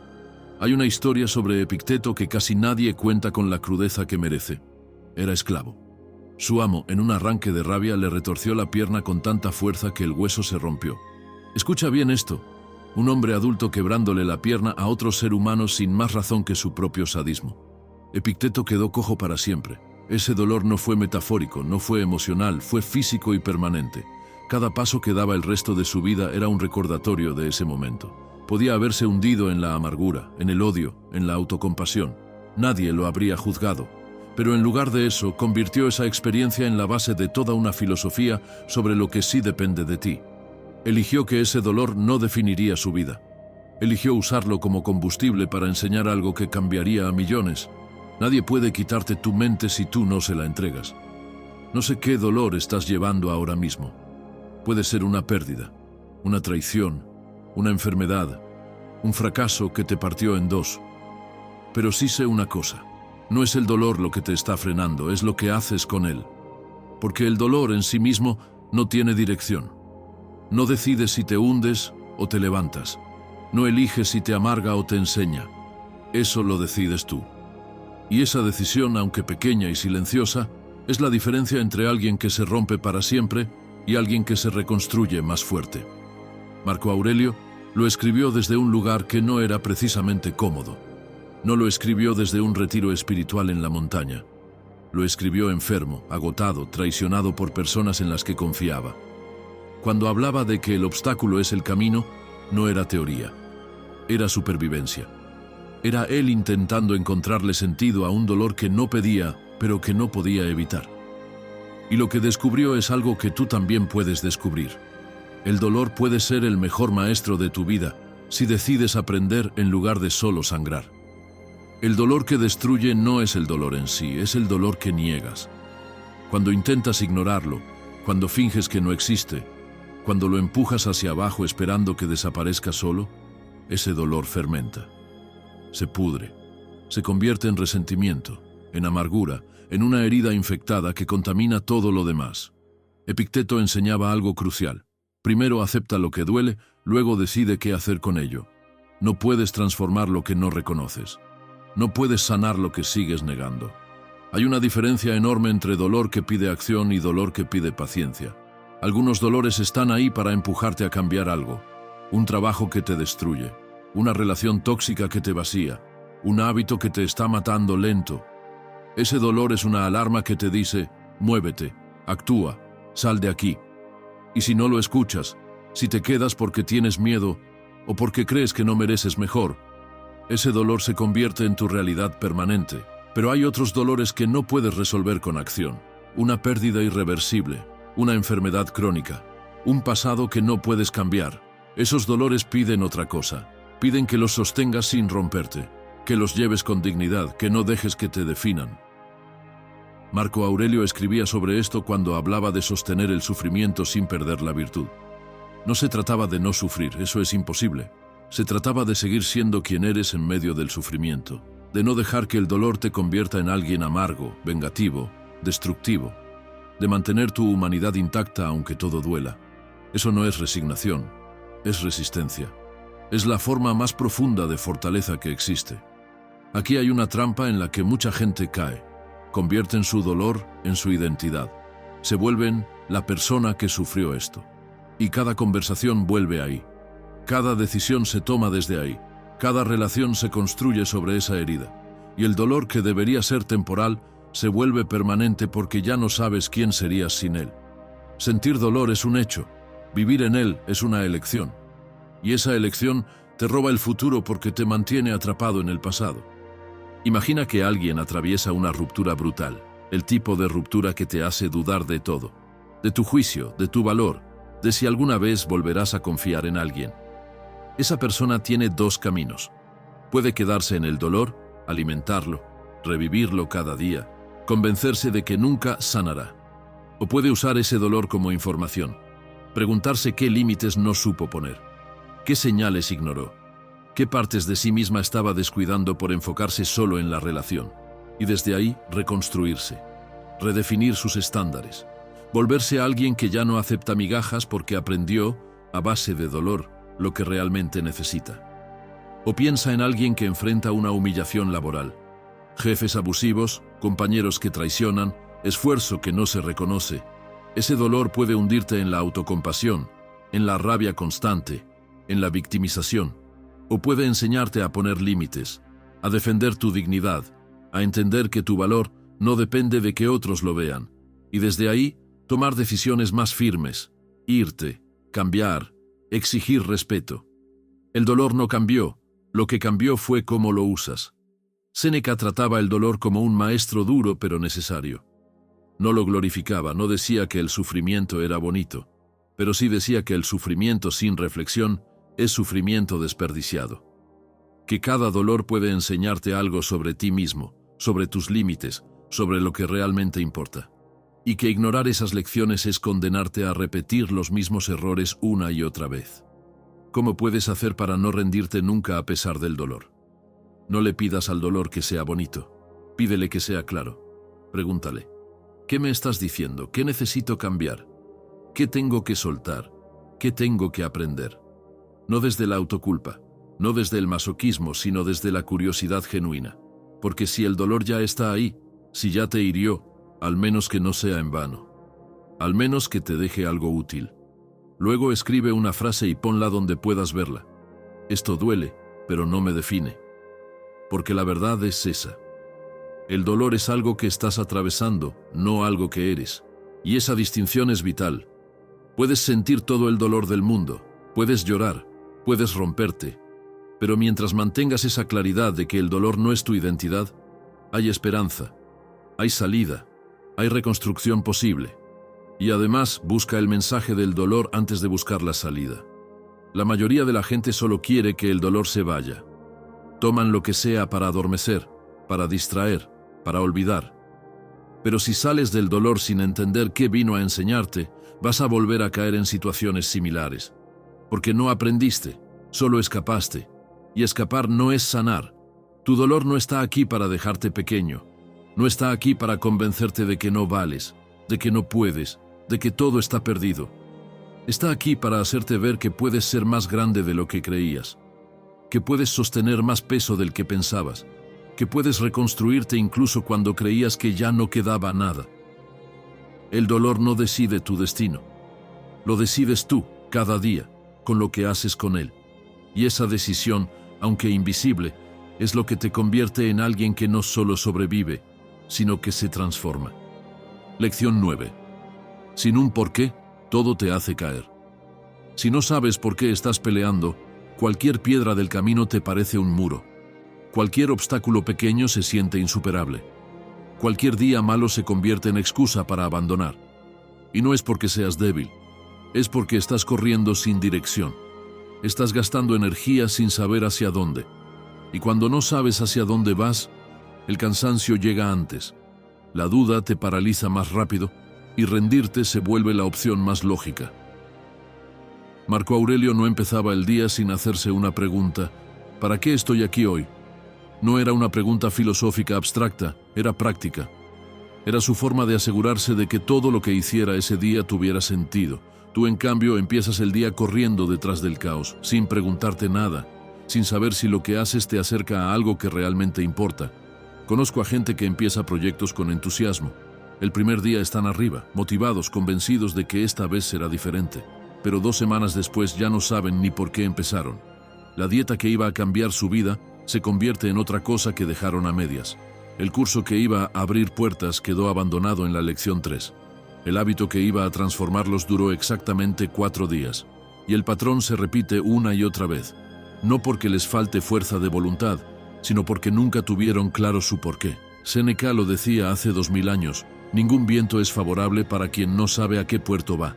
Puedes tener toda la energía del mundo, pero si no sabes para qué la usas, la vas a desperdiciar. Te voy a contar algo que le pasó a alguien que conozco muy bien. Amanda llevaba 5 años intentando cambiar de profesión. 5 años empezando proyectos con entusiasmo, imaginando cómo sería su vida cuando por fin lo lograra, llenándose de energía los primeros días, para luego caer siempre en el mismo patrón. A las pocas semanas llegaban la duda, el cansancio, la inseguridad. Y justo cuando el camino empezaba a ponerse incómodo, aparecía la tentación de volver a lo conocido. Y cedía, abandonaba. Después buscaba otra idea, otro curso, otro nuevo comienzo. Y durante 5 años repitió ese ciclo, saltando de plan en plan sin avanzar de verdad. No porque fuera débil, sino porque en el fondo no sabía hacia dónde iba. Caminaba sin brújula, esperando que la motivación la empujara sola. Pero la motivación nunca duró lo suficiente. Hasta que un día, agotada de sí misma, se sentó frente a una libreta en blanco. No para planificar otra cosa nueva, sino para hacerse una sola pregunta: ¿por qué quiero cambiar de profesión? Esta vez no aceptó respuestas bonitas ni generales. Nada de para ser feliz o para crecer. Se obligó a escribir lo que realmente le dolía, que llevaba años apagándose, que estaba viviendo una vida que no sentía suya, que necesitaba recuperar la sensación de estar haciendo algo que tenía sentido para ella. Esas frases le incomodaron, pero también la despertaron. Y en ese mismo instante pasó algo que no le había ocurrido en 5 años. Sintió dirección. No claridad absoluta, pero sí una línea recta donde antes solo había ruido. A partir de ese día, cada vez que llegaba el cansancio o la duda, volvía a leer su porqué. Y en lugar de abandonar, ajustaba. En lugar de huir, corregía. Y por primera vez, avanzó. Porque cuando encuentras un porqué que te duele y te importa, dejar de rendirte se vuelve inevitable. Tu camino cambia, porque tú cambias. Por eso, Epicteto decía: quien sabe para qué actúa, soporta cualquier cómo. El problema nunca fue que Laura no pudiera. El problema era que no sabía por qué debería. Un propósito claro es tu armadura mental. No hace que los problemas desaparezcan. No te protege de los golpes, pero sí evita que esos golpes te derriben. Porque cuando sabes por qué estás haciendo algo, cuando ese por qué es sólido y real, los obstáculos dejan de ser razones para parar y se convierten en parte del camino. Muchos de los fracasos que la gente vive no son porque las cosas sean imposibles, son porque nunca hubo un propósito real sosteniéndolos. Solo había un impulso, solo había una idea bonita. Y los impulsos se agotan. Las ideas bonitas se evaporan cuando llega el trabajo duro. El por qué también reduce las dudas internas. Sin propósito, cada decisión parece igual de válida o igual de inútil. Entras en parálisis porque no tienes un criterio claro para elegir. ¿Hago esto o aquello? ¿Sigo aquí o me voy? ¿Invierto tiempo en esto o en lo otro? Y mientras dudas, el tiempo pasa y no avanzas en ninguna dirección. Pero con propósito, las decisiones se ordenan solas. Ya no necesitas preguntarte qué hacer, solo necesitas preguntarte qué te acerca más a tu porqué. Marco Aurelio se cuestionaba constantemente si lo que estaba haciendo coincidía con su misión. No cada 5 años, no cuando le daba la gana, cada mañana. Y esa revisión constante lo mantenía alineado incluso cuando todo alrededor era caos. Ahora bien, un propósito no es una frase bonita para poner en tu biografía de Instagram. No es ser feliz, ni vivir al máximo, ni dejar huella. Eso es marketing personal, no es propósito. Un propósito real es algo concreto, accionable, que te incomoda un poco porque te obliga a crecer. Séneca decía que las metas grandes necesitan incomodidad. Si tu propósito te resulta cómodo, probablemente no es lo suficientemente importante. Tu porqué debería darte un poco de miedo. Debería ser algo que te haga pensar, no sé si puedo, pero voy a intentarlo. Porque si no te asusta ni un poco, entonces no está empujándote hacia ningún lado. La vida te prueba más cuando no tienes rumbo. Es como si el universo detectara que estás a la deriva y decidiera lanzarte obstáculos para ver si reaccionas. Y sin un porqué, cada obstáculo te hace cambiar de dirección. Un comentario negativo y abandonas. Un resultado lento y cambias de estrategia. Una semana mala y decides que eso no era para ti. Te conviertes en alguien que prueba 1000 cosas pero no completa ninguna. Y el desgaste es brutal. Porque empezar desde cero una y otra vez consume más energía que sostener algo a largo plazo. Pero con propósito, el cansancio es distinto. Sigue siendo cansancio, sí, pero tiene dirección. Sabes que estás agotado por algo que vale la pena, no por estar dando vueltas en círculos. Epicteto enseñaba que quien actúa guiado por razón y propósito es imparable. No porque no enfrente problemas, sino porque los problemas no lo desvían. Su rumbo está tan claro que puede atravesar tormentas sin perder el norte. Y esa solidez no viene de la perfección, viene de la claridad. Cuando sabes por qué haces lo que haces, ya no necesitas que todo salga bien para seguir. Puedes fallar y aprender. Puedes caer y levantarte. Porque el propósito sigue ahí, esperándote, recordándote para qué empezaste. Piensa en 2 personas que empiezan gimnasio el mismo día. Una va porque debería estar más en forma. La otra va porque tiene un porqué profundo. Quiere recuperar su energía para jugar con sus hijos. Quiere sentirse fuerte otra vez después de una enfermedad. Quiere demostrar que puede comprometerse con algo. ¿Quién crees que sigue yendo después de un mes? La primera abandona en 2 semanas porque su porqué era superficial. La segunda puede tener días horribles, puede no ver resultados inmediatos, pero sigue. Porque su propósito no depende de la motivación del día.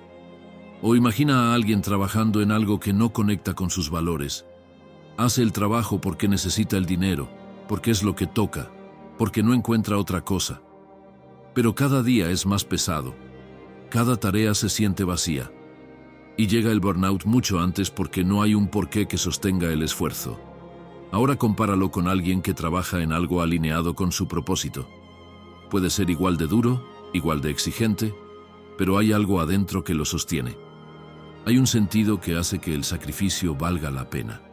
Cuando Marco Aurelio escribía en mitad de campañas militares, rodeado de frío, agotamiento e incertidumbre, no lo hacía para documentar su vida. Lo hacía para mantener su propósito vivo, para recordarse cada mañana para qué estaba ahí. Servir, ser justo, mantener la virtud. Ese ejercicio diario de reconectar con su porqué era lo que evitaba que el caos externo lo desviara.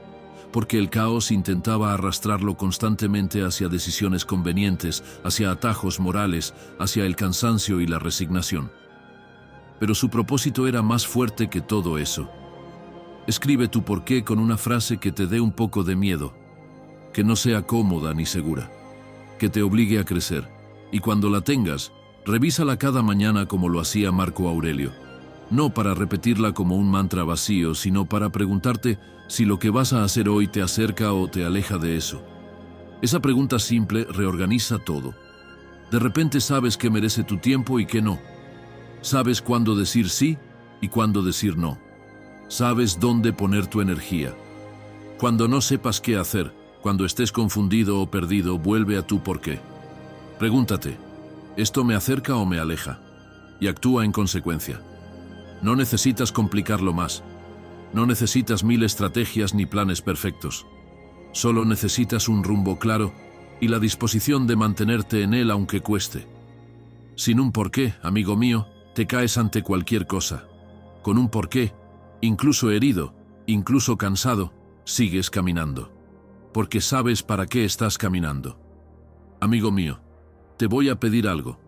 Cierra un segundo los ojos y piensa en esa razón que, cuando la recuerdas, hace que todo lo demás, el cansancio, la duda, el miedo, deje de tener tanto poder. Si mientras escuchabas esta lección te ha aparecido aunque sea un destello de tu verdadero para qué, escríbelo en los comentarios. No para que otros lo lean, sino para que tú lo fijes. Y si todavía no puedes ponerlo en palabras, deja simplemente: mi propósito ya está empezando a verse. 10ª lección. Tu fuerza interior manda más que el caos externo. Alguien está sentado en el baño del trabajo, respirando profundo para no llorar. Afuera hay exigencias imposibles, un jefe que nunca está conforme, compañeros que juzgan, plazos que se acumulan. El caos es real, tangible, agresivo, pero adentro de ese baño, durante 2 minutos, esa persona se recompone. Respira, se recuerda algo y sale. No porque el caos desapareciera, sino porque encontró un espacio interior donde el caos no puede entrar sin permiso. Marco Aurelio lo escribía así: la mente es como una ciudadela, un refugio que nadie puede conquistar a menos que tú lo permitas. Y esa verdad, tan simple y tan brutal, es lo único que separa a alguien que sobrevive del que se derrumba. El mundo te ha gritado hoy, las redes te han bombardeado, los problemas se han amontonado, pero tu interior sigue teniendo la última palabra. Séneca decía que quien se domina a sí mismo no teme el juicio del mundo, y no lo decía desde una vida fácil. Lo decía desde el exilio, desde la traición, desde situaciones donde todo lo externo conspiraba contra él, y aún así mantenía algo intocable: su claridad interna. Esa certeza de que el caos afuera no decide quién eres adentro. Vamos a verlo con alguien real. Ana es madre soltera, 2 trabajos, horarios imposibles, un hijo que necesita atención que ella apenas puede darle, dinero que no alcanza, cansancio acumulado que se siente en los huesos. El caos externo de su vida es innegable. Nadie podría decirle que está exagerando o que debería relajarse. Pero un día descubre algo. Su fuerza interior no crece evitando el caos, crece ordenándose por dentro. Empieza pequeño, 5 minutos por la mañana donde respira antes de arrancar, 10 minutos por la noche donde escribe lo que siente, no para resolver nada, solo para procesar. Y ese orden interno, aunque no cambia su situación externa, cambia cómo la atraviesa. Ya no se siente arrastrada por todo. Empieza a sentir que puede sostenerlo. Epicteto lo habría entendido perfectamente. No controlas lo que pasa fuera, pero sí lo que decides dentro. El caos externo es inevitable. Todos lo viven. Problemas familiares que no pediste. Economía que se complica. Imprevistos que destruyen planes. Gente que te decepciona. Situaciones que no puedes controlar. Eso no va a cambiar. La vida es caótica por naturaleza, pero el caos interno es opcional. Y aquí está la diferencia entre quien se derrumba y quien avanza. No está en las circunstancias, está en la capacidad de mantener un centro firme mientras todo afuera se sacude. La fuerza interior no es dureza, no es aguantar sin sentir, no es reprimir emociones ni fingir que todo está bien, es claridad, es saber qué depende de ti y qué no. Es poder distinguir entre lo que puedes cambiar y lo que solo puedes aceptar. Epicteto enseñaba esta separación como si fuera lo único importante en la vida. Y tenía razón, porque la mayoría del sufrimiento humano viene de intentar controlar lo incontrolable y de descuidar lo único que sí depende de nosotros, nuestra respuesta. Aquí hay algo que casi nadie nota. El caos externo amplifica tu ruido interno. Si ya estás mal por dentro, si ya estás ansioso, agotado, perdido, cualquier pequeño problema se siente enorme. Un comentario neutro te hiere. Un imprevisto menor te desmorona. Una crítica te persigue durante días. Pero si estás fuerte por dentro, si tu centro está sólido, incluso un gran problema se vuelve manejable. No porque sea más fácil, sino porque tú tienes desde dónde sostenerlo. Es como tener un casco insonorizante emocional. El ruido sigue ahí, pero no te perfora. Marco Aurelio no era calmado por personalidad, no nació con un temperamento zen. Practicaba la calma como disciplina activa. Escribía cada mañana para colocarse mentalmente antes de actuar. Se recordaba lo que importaba, lo que dependía de él, lo que era temporal. Y desde ese lugar de orden interno enfrentaba el caos del día. Gobernaba un imperio en crisis, lidiaba con guerras, plagas, traiciones. Su vida externa era una tormenta constante. Pero su vida interna estaba protegida porque él la protegía, deliberadamente, todos los días. Ahora piensa en esto. Tu fuerza interior transforma la interpretación. El caos sigue siendo caos, los problemas siguen siendo problemas.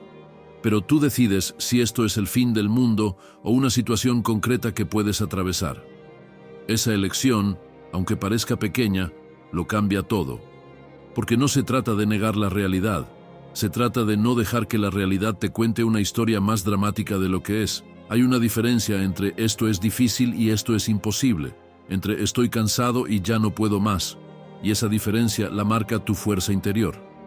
Imagina que estás en una reunión caótica, voces que se superponen, gente que se interrumpe, tensión en el aire. Puedes entrar al ruido, subir tu voz, reaccionar desde la misma energía agresiva, o puedes mantener tu tono calmado, hablar cuando toca, no dejarte arrastrar por la histeria colectiva, no desde la superioridad, sino desde la elección consciente de no perder tu centro. Esa decisión, ese pequeño acto de sostener tu interior mientras todo afuera explota, es poder real. O piensa en una discusión familiar. Alguien te provoca, busca hacerte reaccionar, quiere arrastrarte a su drama. Y tú sientes el impulso de morder el anzuelo, de defenderte, de entrar al conflicto. Pero decides no hacerlo. No desde el miedo, sino desde la claridad de que entrar ahí no te conviene. De que puedes elegir no participar en algo que solo va a desgastarte. Epicteto llamaba a esto saber elegir tus batallas. No puedes controlar las olas, pero sí tu posición en la barca. Cuando todo afuera esté mal, vuelve a un ritual interno. Puede ser respirar 5 veces lento. Puede ser escribir 3 líneas sobre lo que sientes. Puede ser caminar 10 minutos sin rumbo. No importa que sea, importa que sea tuyo. Que sea ese lugar donde vuelves a centrarte, donde recuperas tu eje. Marco Aurelio escribía. Séneca se retiraba a reflexionar. Epicteto se preguntaba qué dependía de él en esa situación. Cada uno tenía su ritual, pero todos entendían que sin ese espacio interno, el caos los iba a devorar. Antes de responder a algo caótico, hazte esta pregunta. ¿Qué versión de mí quiero ser en este instante? No qué quiero decir, no qué quiero hacer. ¿Qué versión de mí quiero encarnar? Porque tu respuesta a esa pregunta define todo. Si quieres ser alguien que reacciona desde la rabia, vas a actuar de una forma. Si quieres ser alguien que responde desde la calma, vas a actuar de otra. Y esa elección está siempre disponible, aunque no lo parezca. Di en voz baja, como un recordatorio para ti mismo. Esto no decide quién soy. El problema no decide quién eres. La crisis no decide quién eres. La opinión de alguien no decide quién eres. Solo tú decides eso. Y lo decides en cada momento, en cada respuesta, en cada pequeña acción. El caos externo va a seguir existiendo. Probablemente se intensifique en algunos momentos. Pero tu mundo interior, ese espacio sagrado donde realmente vives, solo se desordena si tú lo permites. Y mantenerlo ordenado no es un lujo, no es opcional. Es lo único que te permite seguir de pie cuando todo lo demás se cae. No necesitas controlar el mundo. Solo tu mundo interior. Y ese control, esa fuerza, está disponible ahora mismo. No mañana, no cuando las cosas mejoren. Ahora. En este momento donde decides cómo vas a sostener lo que estás enfrentando. Cuando tu centro está firme, nada externo te empuja. Puedes doblarte, puedes moverte, puedes adaptarte, pero no te rompes. Porque tu fuerza no viene de afuera, nunca vino de afuera, siempre estuvo adentro, esperando que la recordaras. Lección 11. El fracaso no te hunde, te entrena. Amigo mío, escúchame bien. Fracasar no es una tragedia, es estadística. Es parte de cualquier proceso humano donde intentas algo que no dominas todavía. Y sin embargo la gente trata el fracaso como si fuera una sentencia final. como si un error confirmara que no valen, que no pueden, que deberían rendirse. Pero Epicteto lo decía de forma tan simple que duele. Nadie nace sabiendo, todo se aprende haciendo. Y hacer implica fallar, implica equivocarte 1000 veces antes de acertar una. No hay forma de evitarlo, no hay atajo, o fallas y aprendes, o no intentas nada y te quedas exactamente donde estás.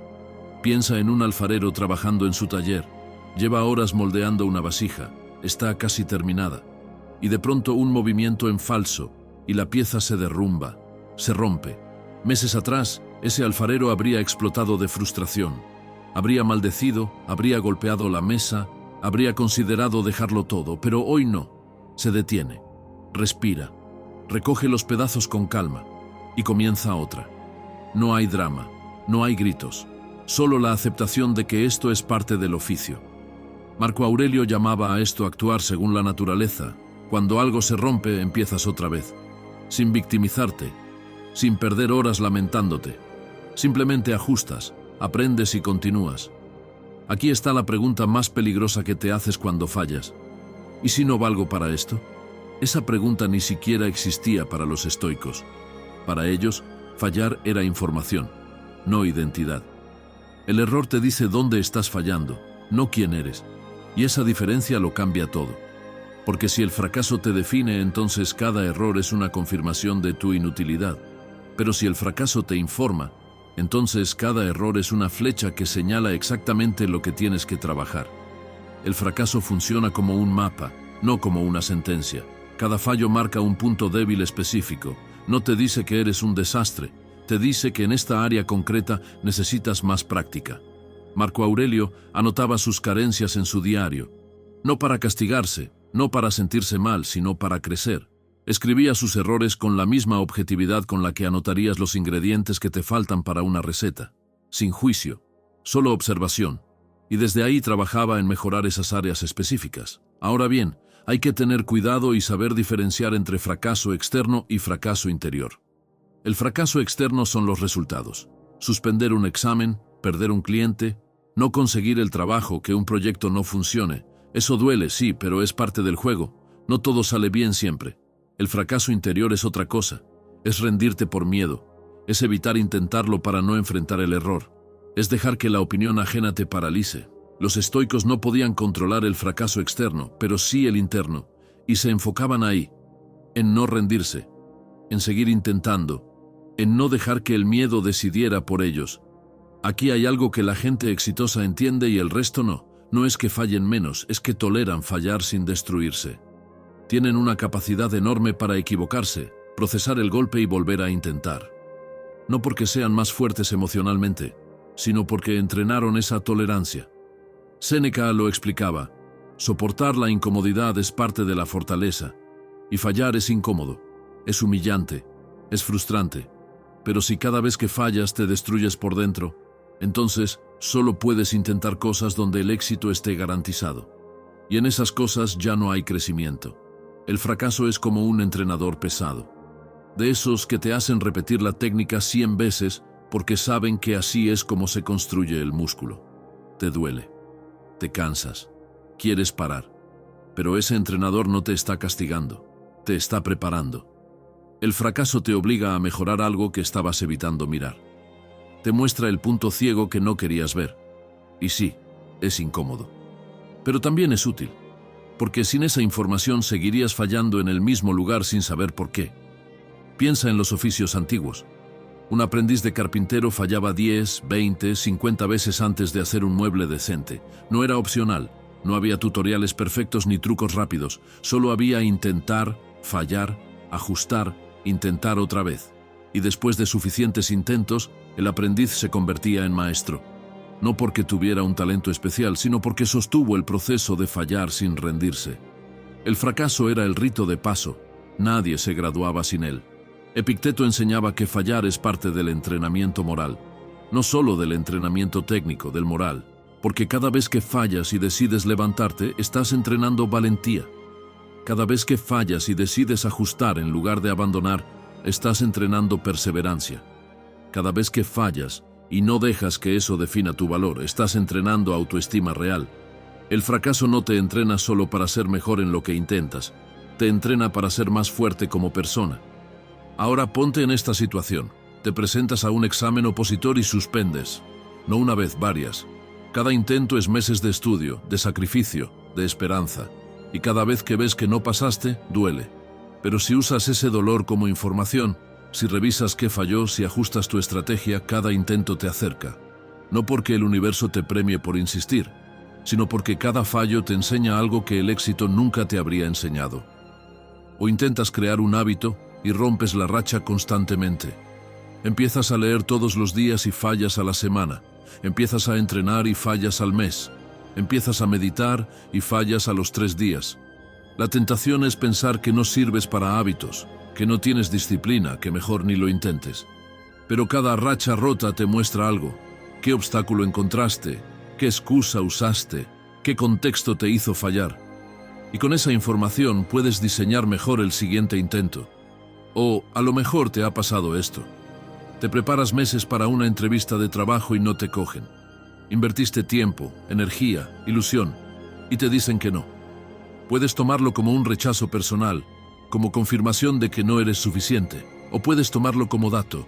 Quizá tu preparación técnica era buena, pero tu forma de comunicar necesita trabajo. Quizá tu experiencia es sólida, pero tu narrativa personal no está clara. Esa información no te la da el éxito, te la da el fracaso. Haz una autopsia amable de tus fallos, no brutal, no destructiva. Amable. Pregúntate con curiosidad. ¿Qué funcionó en este intento? ¿Qué no funcionó? ¿Qué voy a ajustar para el próximo? No desde el juicio, desde la observación, como si estuvieras analizando el intento de otra persona a la que quieres ayudar. Esa distancia emocional te permite ver con claridad en lugar de hundirte en la autocrítica. No digas, soy un desastre. Di, no dominé esta parte aún. Ese aún lo cambia todo, porque reconoce que estás en proceso, no en un punto final. Que el fracaso de hoy no define tu capacidad de mañana. Marco Aurelio reconocía sus propias debilidades en sus meditaciones, no para flagelarse, sino para trabajarlas. Y lo hacía con la misma naturalidad con la que reconocerías que te falta practicar un idioma. Sin drama, solo reconocimiento. Trátate como tratarías a alguien que está aprendiendo algo difícil. Si un niño está aprendiendo a caminar y se cae, no le dices que es un fracaso, que debería rendirse, que claramente no sirve para caminar. Le tiendes la mano, le sonríes, le dices que lo intente otra vez, y así aprende. Contigo debería ser igual. Estás aprendiendo cosas difíciles, estás intentando crecer, y vas a caer, muchas veces, pero cada caída es parte del proceso, no evidencia de tu inutilidad. El fracaso no te hunde, amigo mío. Te entrena para la versión que aún no conoces, esa versión que solo aparece después de suficientes intentos, suficientes ajustes, suficiente persistencia. Caerse es normal, es humano, es inevitable si estás intentando algo que valga la pena. No levantarte es renunciar a tu historia, y tu historia merece más que un final donde decidiste que un error era razón suficiente para parar. Y mira, después de todo lo que hemos hablado hasta ahora, hay algo que siempre me llama la atención. Mucha gente hace todo bien. Se levanta, vuelve a intentarlo, corrige errores, aprende del fracaso, y aún así, siente que le falta algo. Como si hubiera una pieza que no termina de encajar. No es fuerza, no es disciplina, no es paciencia, es otra cosa. La última pieza que diferencia a quien sigue adelante de quien realmente nunca se rinde. ¿Quieres saber qué es? La lección final, la número 12. La esperanza sirve solo si tú te mueves. Quizá te ayude esto que ocurrió hace tiempo entre un anciano y su aprendiz. No fue una gran revelación ni un momento épico, pero cambió por completo la manera en que el joven entendía la esperanza. Una tarde, mientras descansaban junto a un cuenco de agua fría, el anciano le preguntó qué esperaba conseguir en su vida. El aprendiz habló con entusiasmo. Ilusiones, planes, ganas, sueños, y esa sensación de que, de alguna forma, todo mejoraría con el tiempo. El anciano escuchó en silencio y luego señaló el cuenco. «Imagina que quieres que esta agua hierva», dijo. El aprendiz asintió. «Y ahora dime, ¿cuánto tardará en hervir si solo te quedas mirándola?». El joven sonrió. «Nunca. Necesita fuego». El anciano inclinó la cabeza, como si hubiera estado esperando esa respuesta. «Entonces mueve la leña. Haz algo». La esperanza por sí sola no levanta la temperatura. En ese momento el aprendiz entendió lo que no había comprendido en años: que desear no es avanzar, que imaginar no es hacer, que esperar sin actuar es quedarse ante un cuenco de agua eternamente fría. Y el anciano, con la calma de quien ya ha visto muchas vidas desperdiciarse por inacción, cerró la enseñanza con una frase que le acompañaría siempre: la esperanza es el inicio, pero el movimiento es el camino. La esperanza no es sentarse a desear. No es repetir afirmaciones mientras tu vida sigue igual. No es confiar en que el universo te enviará lo que necesitas sin que muevas un dedo. La esperanza real es levantarte aunque estés deseando no moverte. Es actuar incluso cuando no tienes garantías. Es confiar en que tus acciones tienen sentido, incluso antes de ver los resultados. Marco Aurelio creía en esa esperanza activa. Actuaba en plena peste sin saber si su esfuerzo serviría.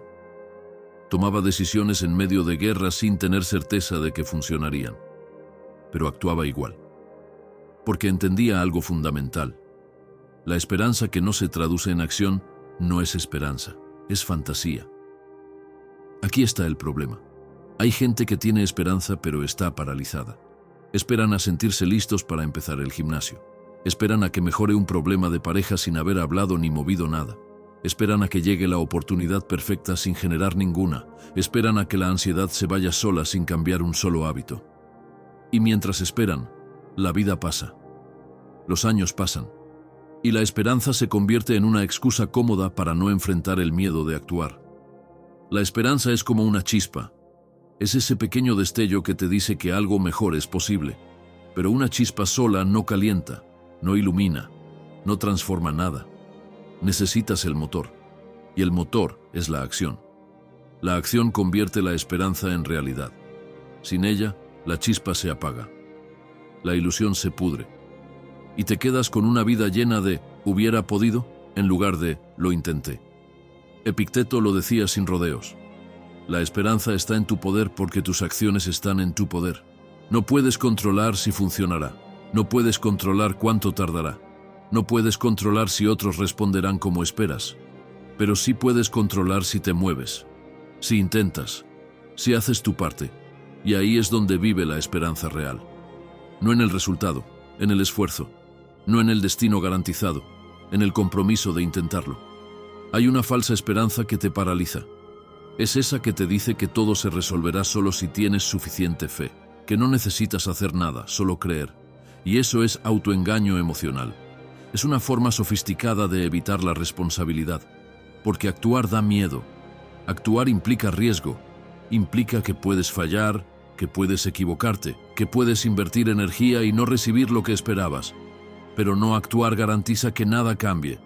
Y vivir con la ilusión de que algo cambiará sin tu intervención es mentirte a ti mismo de la forma más cruel. La esperanza real es responsabilidad personal, es entender que si quieres algo diferente, tú tienes que hacer algo diferente, que nadie va a venir a salvarte, que el cambio no ocurrirá por arte de magia, que cada día que pasa sin que te muevas es un día más lejos de lo que dices querer.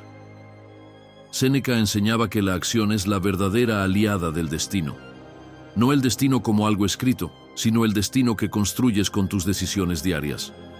Y aquí hay algo interesante. La esperanza es una energía que se alimenta del movimiento. Cuanto más haces, más esperas. Porque empiezas a ver resultados, aunque sean pequeños. Empiezas a confiar en ti mismo. Empiezas a sentir que puedes.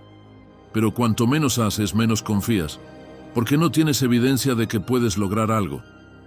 Tu única evidencia es la inacción, y la inacción mata la esperanza más rápido que cualquier fracaso. Es un círculo, uno virtuoso o uno vicioso.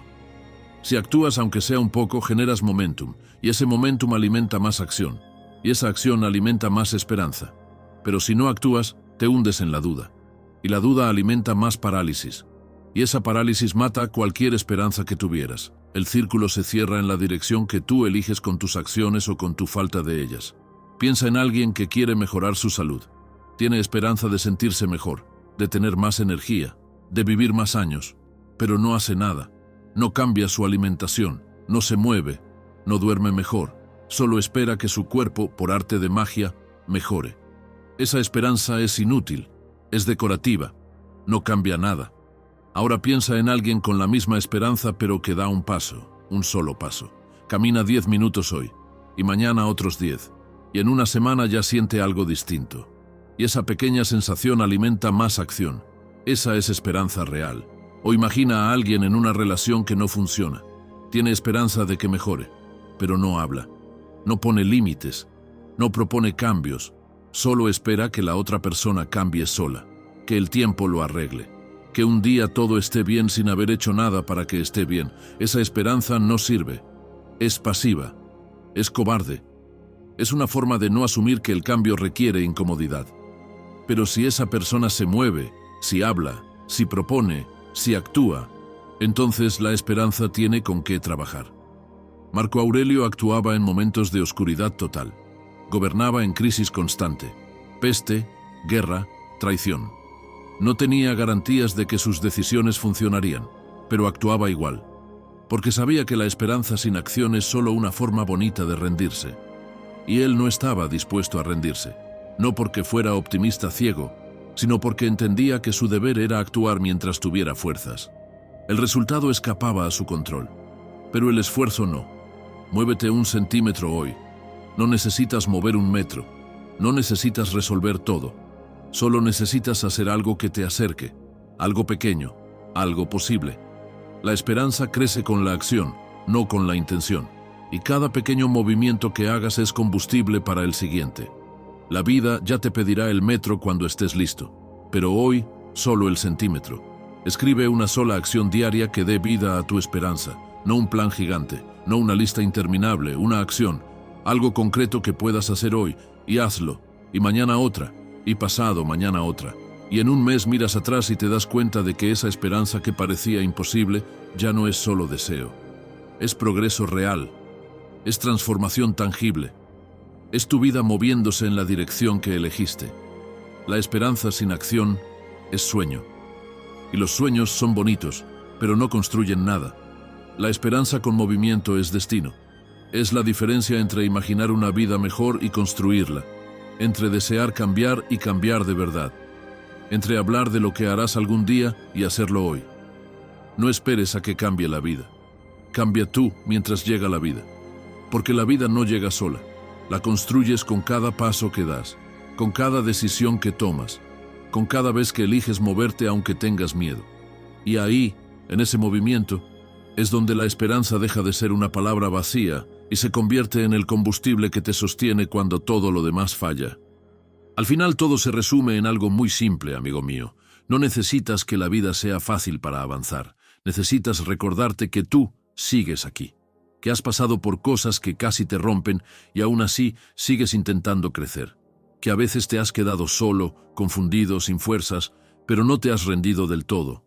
Eso ya dice mucho más de ti que cualquier logro perfecto. Si hoy has escuchado estas lecciones con el corazón abierto, aunque sea un poco, es porque dentro de ti sigue habiendo una parte que quiere pelear por tu propia vida. Si has llegado hasta aquí, escribe en los comentarios: no abandono mi camino. Llegar al final de este vídeo no es casualidad. Significa que algo en ti busca crecer. Y eso ya te diferencia de la mayoría. Suscríbete y comparte este contenido con alguien que lo necesite. Ese simple gesto es de gran ayuda para seguir extendiendo este mensaje de mejora personal. En la pantalla tienes una lista pensada para seguir profundizando. Haz clic y sigamos aprendiendo juntos.